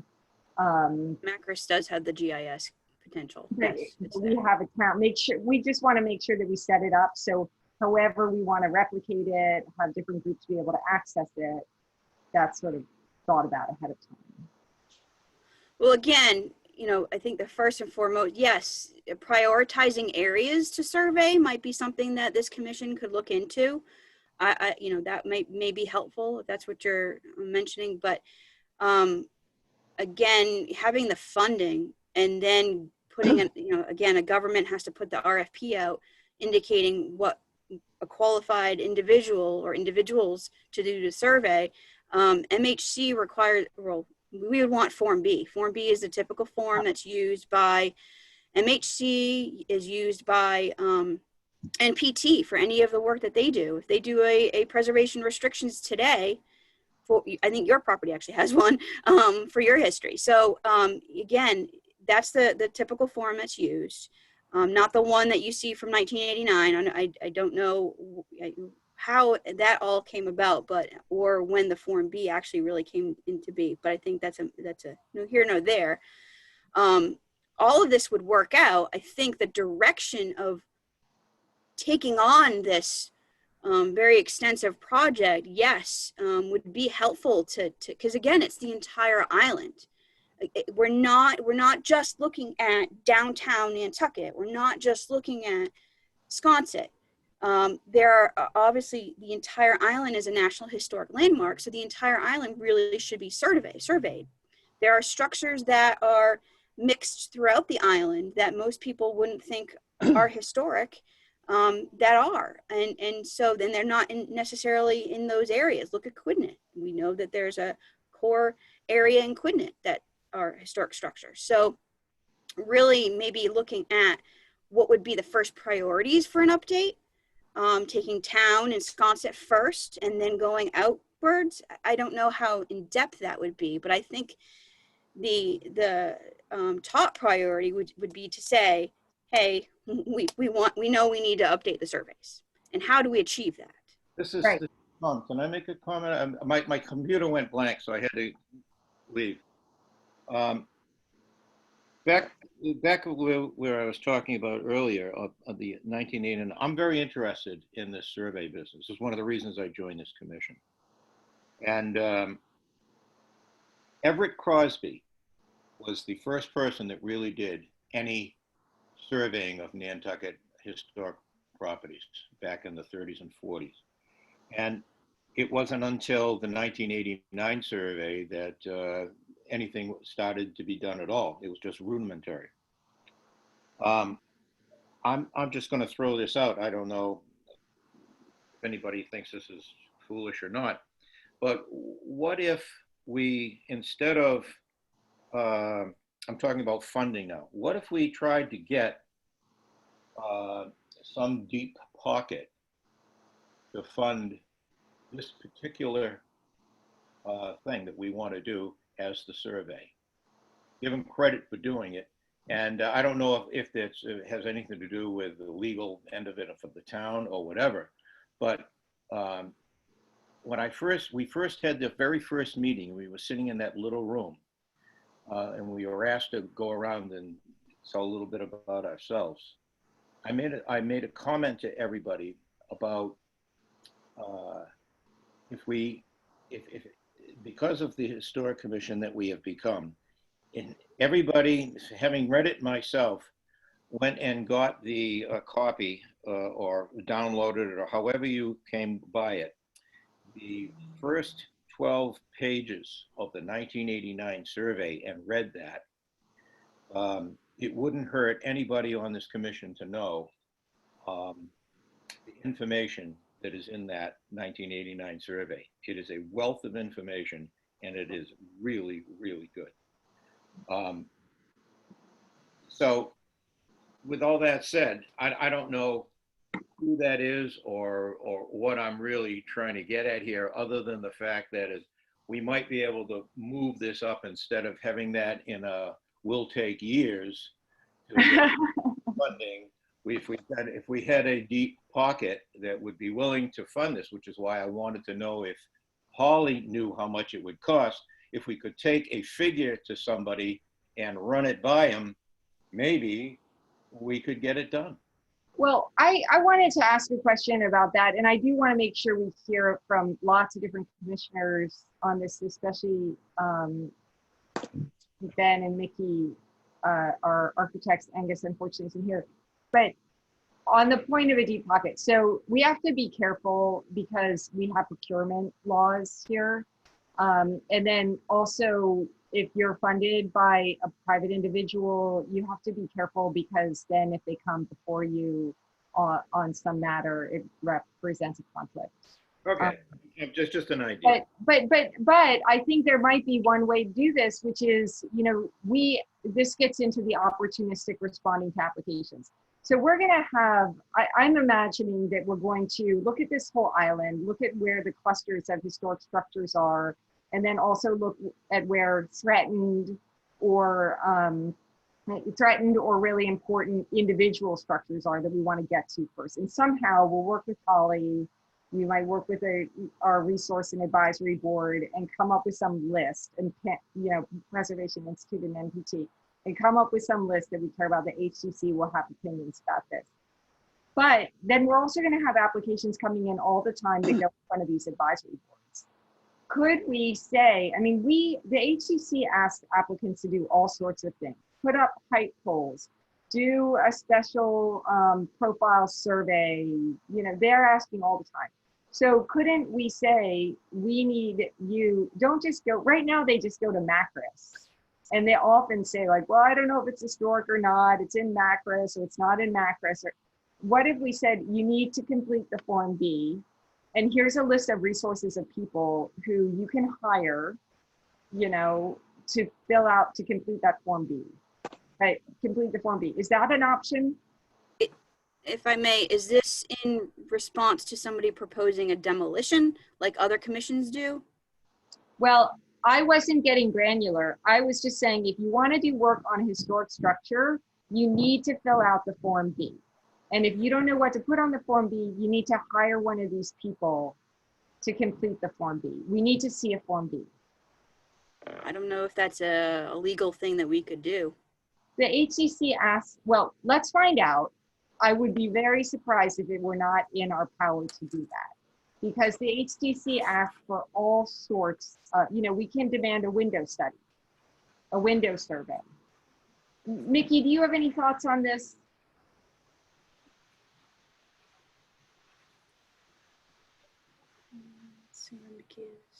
Oh, he's on mute. Hold on. There you go, Mickey. Get it on mute. We still can't hear you. Nope, you're still muted. What? Hold on. Well, Now we can hear you. all right, now? Yep. Yeah. Okay. Do you hear me now? Yes. Yes. Okay, so from the Historic Structures Advisory Board, we get plenty of applications where the applicants have not submitted any historic information on the building at all. And we're often, looking for that information, and it's almost too late by the time we are actually reviewing it. So if it can be caught during the submission of the application, and Form B sounds, I'm not sure exactly even what a Form B is, but if it's something that'll give us that historic context and information, it would be very helpful for us on the HSED. And I think that is definitely something that the HGC could require. This is Tom. I was going to add to that. Holly, could you explain for us a little bit what Form B is? Yes, Hillary, if you wouldn't mind unsharing so I can actually pull it up. Oh, okay. I was just doing the same thing because I put them in our 6.5 packet. But yeah, I will stop sharing so you can find some. Thank you. Anybody who's done a survey, let me see if I can, Massachusetts, MHC Form B.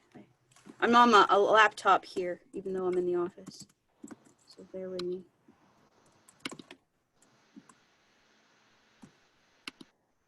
And then I wanted to, while you're waiting for me, I wanted to make a point that there's surveys that do a holistic survey of areas, but then there's individual surveys of structures. And the surveys of structures is what I'm concerned of, not necessarily the survey of the areas, which has already really been done with the update of the NHL. I just wanted to make that point. All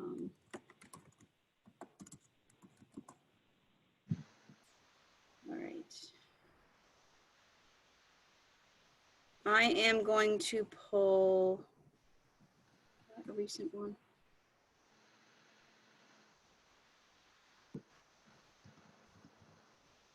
Now, this is not going to be, oh, that's not a good one. Printable, fillable. Aha. No, that's not going to work. All right. Bear with me here. Can you all see that? Yeah. Oops.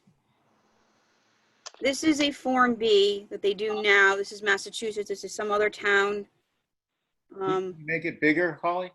Yeah, I'm trying. Well, you can make it bigger with your fingers by making it go wide. Yeah, I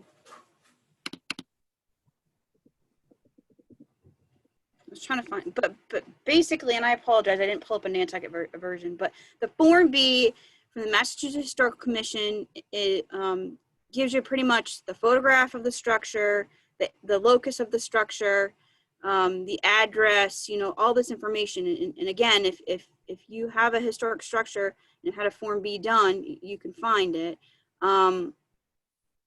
This is different than the original 1989 surveys that HDC did. You know how much Form B costs today to have done?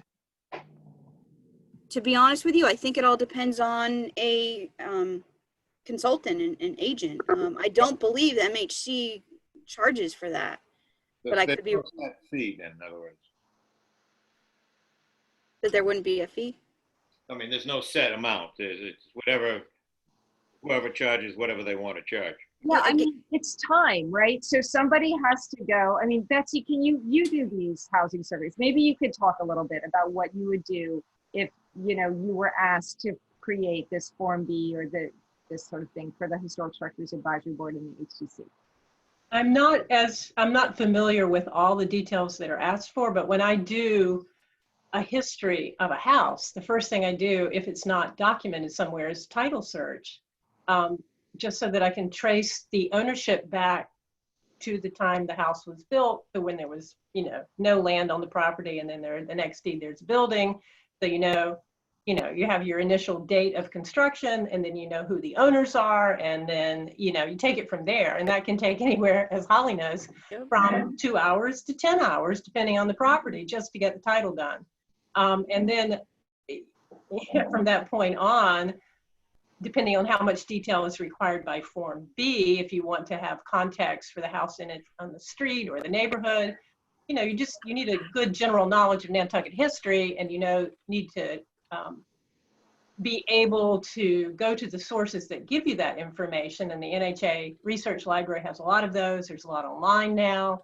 I go to the Historic Digital Newspaper Archive all the time now. It's fabulous. It's the Inky Mirror back to 1821 online, which is keyword searchable. There's just so many resources to pull together the kind of information you want in one of these reports. And it can take a lot of time.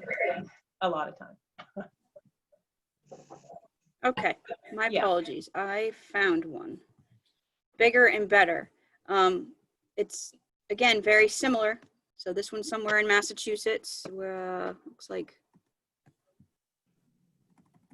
it's got the locus, it's got the structure, everything about, just very similar things, all additions, settings, condition. Look like this one's from 2004 when Mass Historical received it.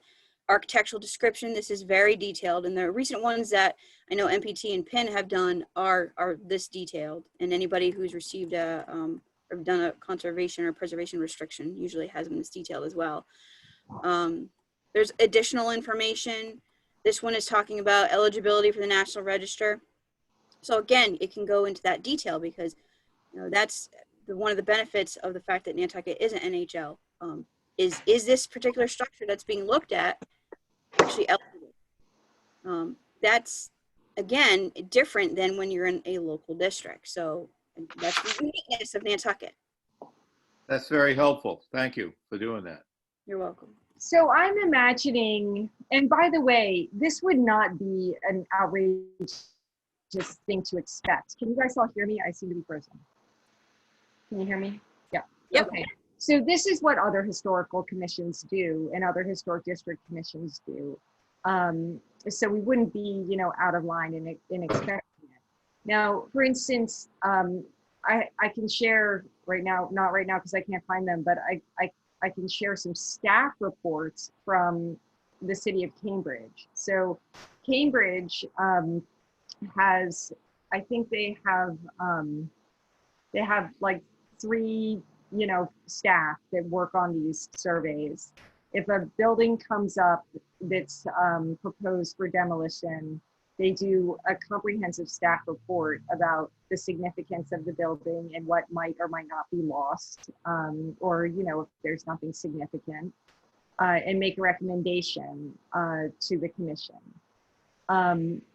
And so in Cambridge, they have a database of 13,000 structures that exist throughout the city that they actually care about, and they've done that over time.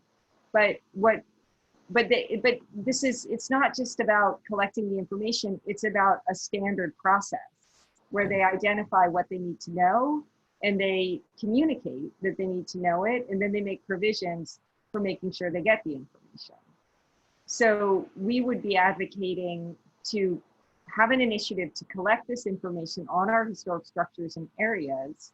But while we have that underway, we would be saying, let's put in place some guidelines and have like an operating procedure where when an applicant comes in, we tell them you need to complete this Form B.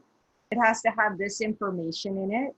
And here are some resources, you know, in the same way, if you want to have your house inspected for your mortgage, you know, here's some people you can call to get an inspection. If you want a structural engineering report, here are some people you call. Here are some people you call. We don't care, you know, you need to use somebody, pick from anybody on this long list. And, you know, they can produce this information for you. I find that a compelling idea to make sure we get the information. You know, we can't, how can we evaluate whether or not it's okay to remove these windows or take this L off or whatever it is that they're put on this big addition if we don't have like a survey of what's there?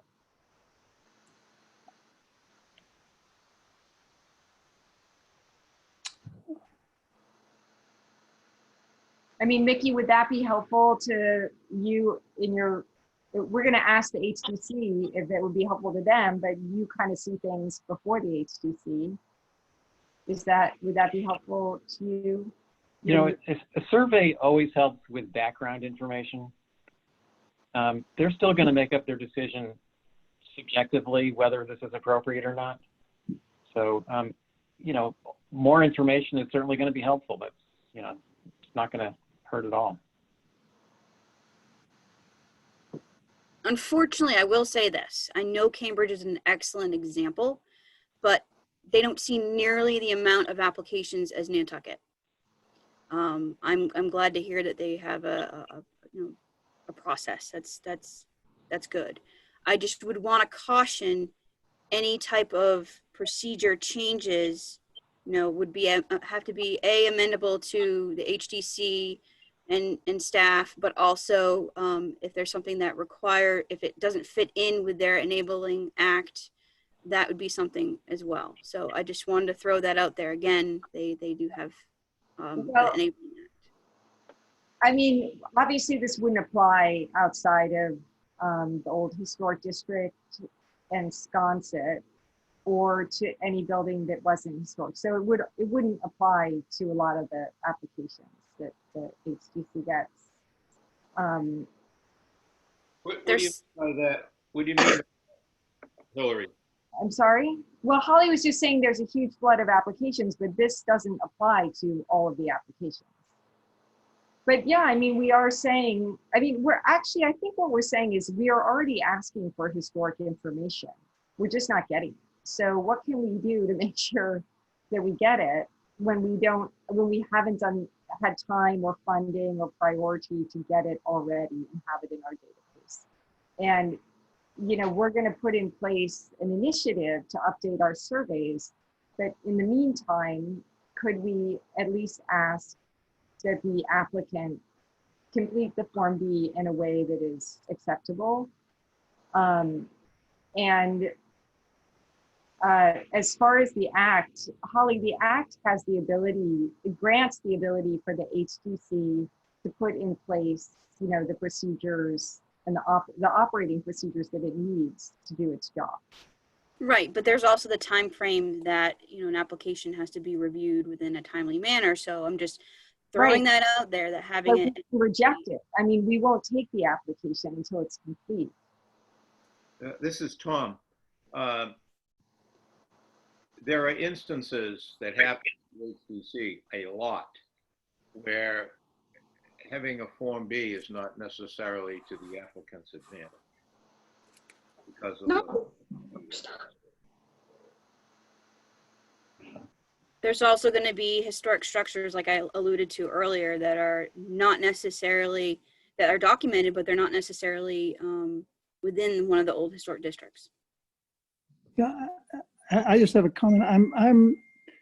It'll be interesting to see our role versus the HDC, because respect to changes to buildings that are in a historic district, I look as the HDC requirement. That's not ours. So to the extent of what we're collecting it for their application, do they need it from us? And it's really up to them to get it from the applicant. And so why are we trying to make a decision relative to a changing of windows or changing of a historic door? Isn't that the HDC requirement? And that's why I'm trying to figure out what role we have versus that, particularly with structures, not so much the architectural and historical nature of it, but a change in the structure. Isn't that the HDC requirement? Yeah, I'm not suggesting that we would weigh in on what could or couldn't change, but we would weigh in on, I mean, we want to do these surveys. And so we would weigh in on making sure that there's a survey.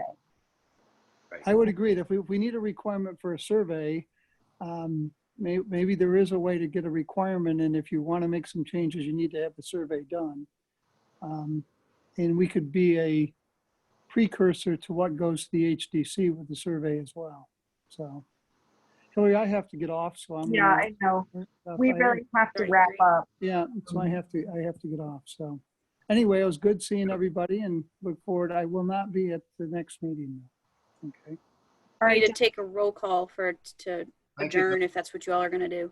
Well, I'm not ready to adjourn right now because I want to land somewhere. But Don has to go and Georgia also has to drop out. So we're losing people. Bye, Thank you both. Yeah, thank you. Bye, guys.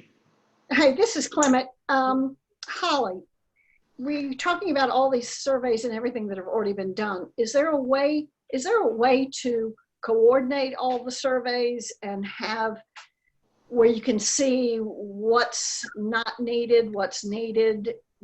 Can you go one place and look at everything all together? I think Betsy would probably know the answer to that. Sounds like she starts with the title and then goes here, goes there. Macros. Yeah, Macros. Yeah. I mean, that's, there's 12 different places to go, for every historic house you want to investigate, at least, if you want to be thorough. There is no one place where it's all pulled together. Right. Unless I've written the house history. Exactly, unless it's something that you've done. No, and I can say that. Well, the NPT has those, Yes. Yeah, and the Wisconsin Trust, we're doing our share. Well, I'm working with the Wisconsin Trust now, and I think you're doing a really great thing. But it's, it's slow. It's very slow. Yeah, it's very slow. Yeah. Because at the end of the day, using just the 89 survey for that particular historic structure, first of all, it's going to tell you that it's non-contributing because it was done in 1989, over 30 years ago. Right. And that's been an issue. And so that's why multiple sources need to be done. So yes, updating the surveys are going to be extensive.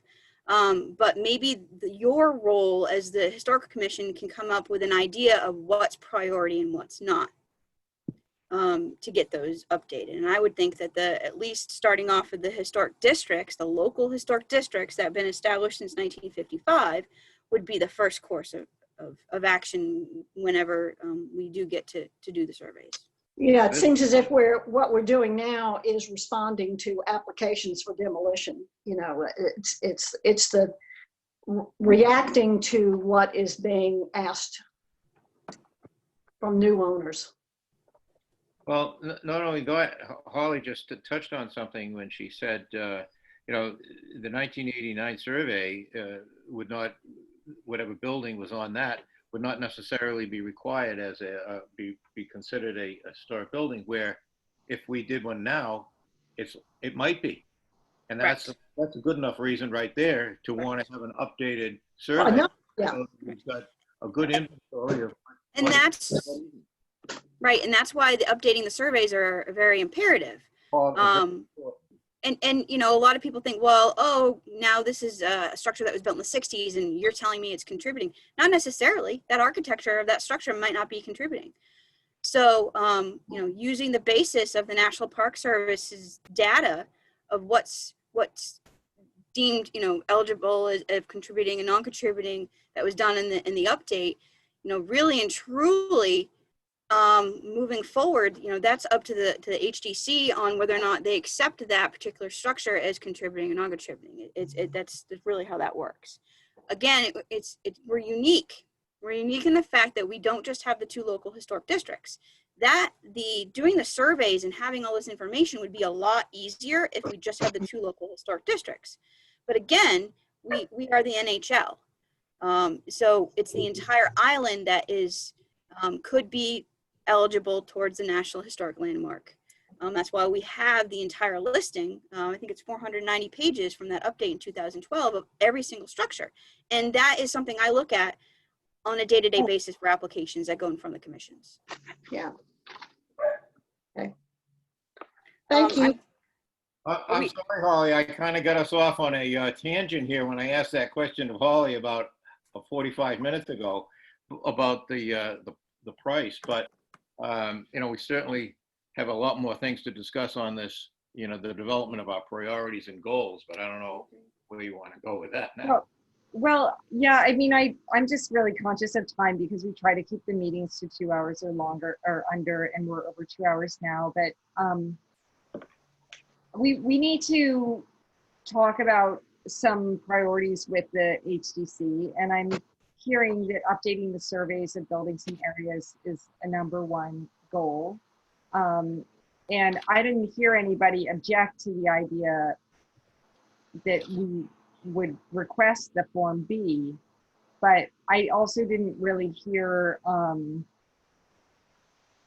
I guess I'm just a little confused about the feeling of the group, and I know we've lost people, so I'm not sure what to do, that we might suggest to the HDC or suggest to our preservation planner that, you know, we have to do a better job of collecting the information that's necessary to evaluate these structures and making sure if we don't get it ourselves or we don't have the time to get it ourselves, that the applicant gets it. I will say part of a complete application. Sorry. Sorry. I will say that there are, when it comes to a proposed demolition, there are communities, are commissions that require applicants to submit the Form B to them when they're requesting a demolition. That has been told to us. I say us, both myself and Kathy Flynn, and also Mary Bergman. We all went to a class near New Bedford last fall about the demolition delay, which Nantucket is not even in that ball game. But nevertheless, it was talking about what other commissions do around the Commonwealth. And that is something that they do ask. There's also the definition of demolition. It varies between commissions. I can tell you that New Bedford considers removal of windows as a form of demolition. That's pretty extensive. So again, you know, requesting a Form B isn't too far-fetched. I can see that as something we can do for demolitions.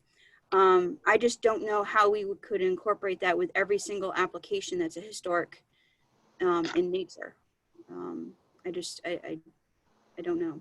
I think it would help support, you know, staff and you know, the advisory boards and the HDC at the end of the day, but I just don't know how that would work. But what are your concerns? I mean, you think that the applicants would like be very unhappy? Do you think they wouldn't know how to do it? Do you think it would take too long? What are your concerns? I think the time frame would be something that would be an issue, as well as not understanding, how to get that going. Who do they contact and all So that. I'm sure there would be an adjustment period, but we're already saying that you need to provide historic information. I mean, we already asked for it. We just don't really get it. Yeah, and some of them are few and far between with information. Some of them are just the 89 survey. Some don't even say they looked for information and couldn't find any. And I was able to quickly look up the Macris information, and there it was. So, yeah, I don't know. It'd just be something that if this is something that you all want to recommend, I think it would be it would have to be thought out very thoroughly on how it works with the HDC's processes. I'd hate for. I'm sorry. Go ahead. One possibility might be that we don't necessarily need a Form B on every HSAB application, but if we could ask that if the HSAB would like to see one because it's an important property, that maybe the HDC would allow us to require that for a specific case-by-case basis.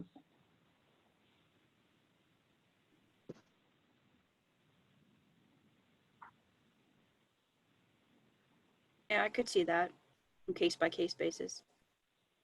I mean, I will say, and I think, Mickey, you could probably agree with me on this, sitting on HSAB, is there are applicants that, or through an agent that's been able to provide extensive documentation, and then it's used, even with non-contentious applications, it's used, but then it just sits there in the file and then nothing has gone further with it. And those, I have said to a few people who do those, and said it would be nice to utilize that information and do a Form B. So I'm not against Form B. I'm just trying to figure out how it would work out with policies and procedures that have to take place for applications. That's all. I want to be sympathetic and mindful of that.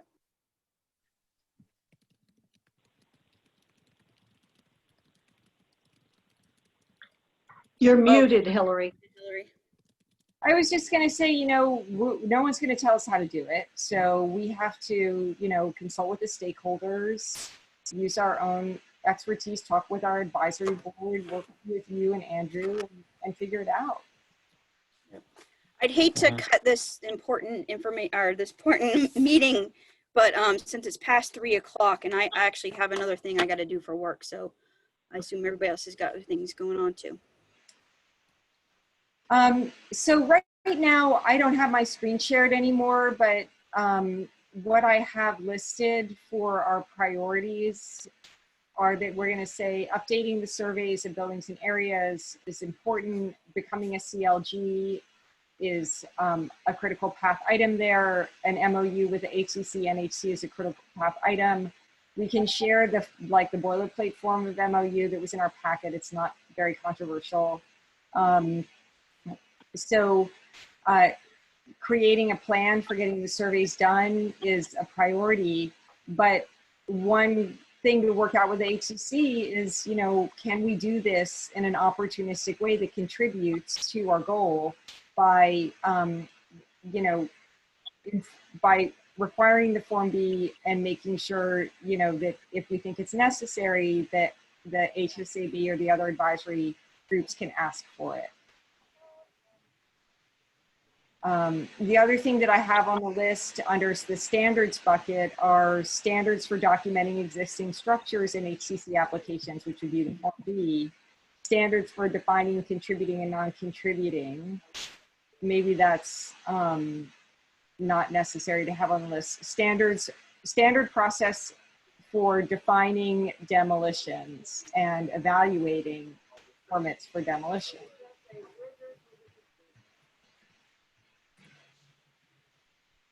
Are these acceptable things to have on our priority list? I think so. Yes.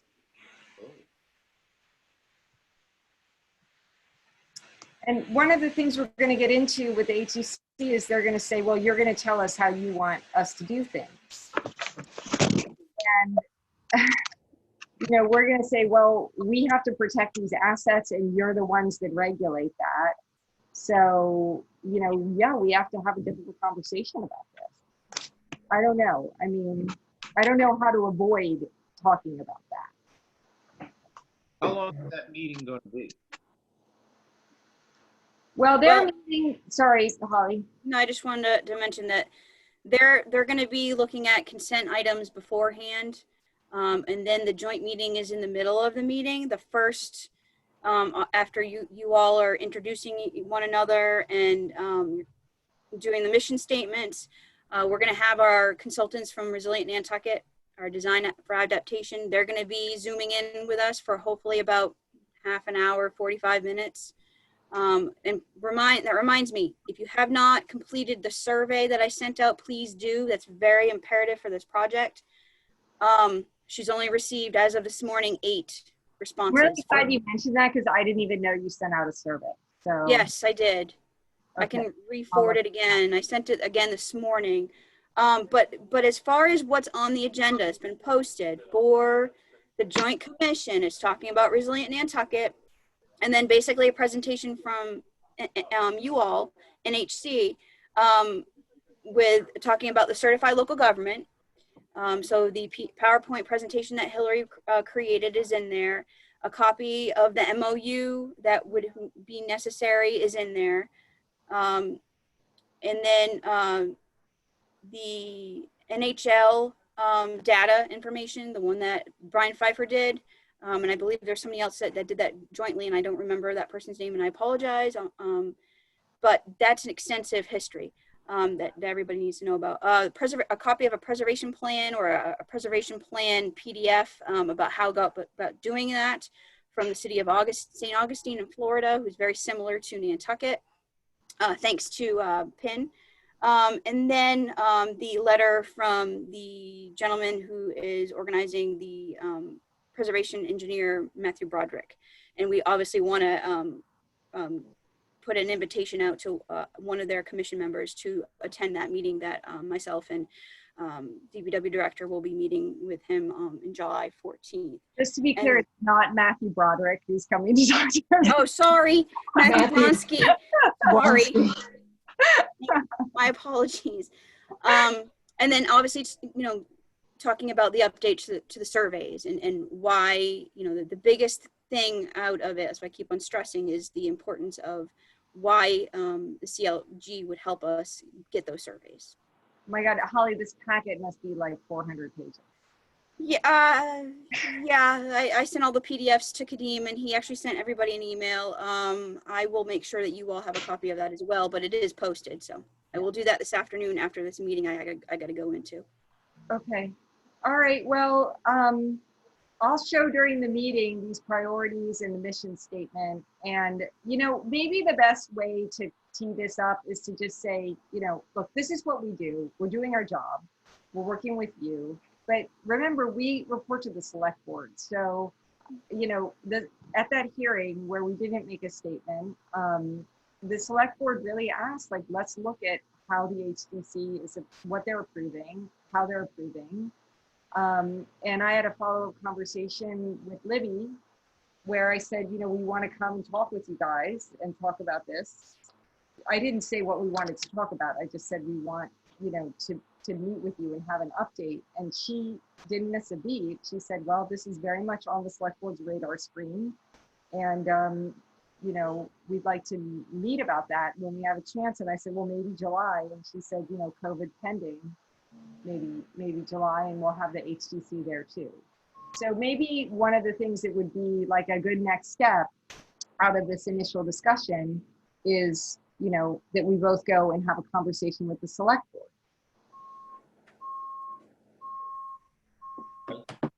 Is everyone okay with that? I mean, they're the ones we report to. I think it's important that we talk to them. Yeah, I mean, we're not going to do stuff that doesn't have their blessing. So.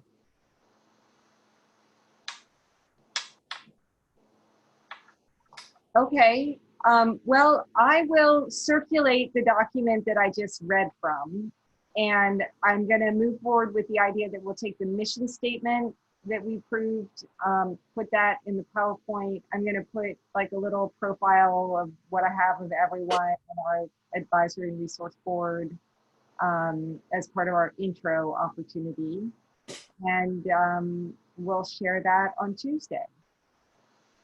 What time Tuesday? At 4:30.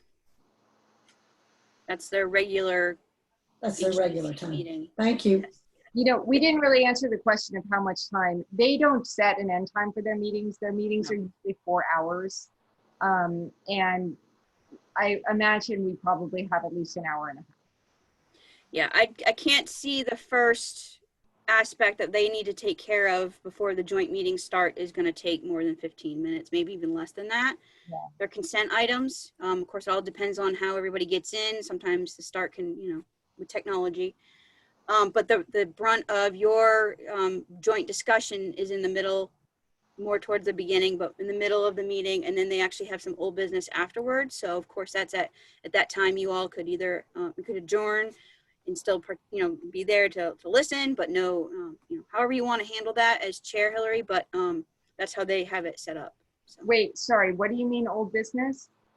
They have some old business applications that they need to take care of at the end after you all are. Oh, after us. Oh, okay. Yes. So you don't have to worry about that. You made me nervous there because the old Oh, business. no. Sorry. An hour and a half later, we get to. No. Okay. No. So this is next Tuesday, June 30th, Yes, sir.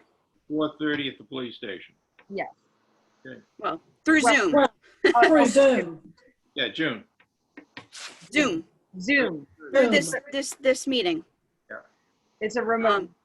Yes, and just we wanted to let other people know, all HDC meetings are also on live on YouTube at the same time, unlike the Meeting, yeah, okay. yes, unlike this one. But Yeah.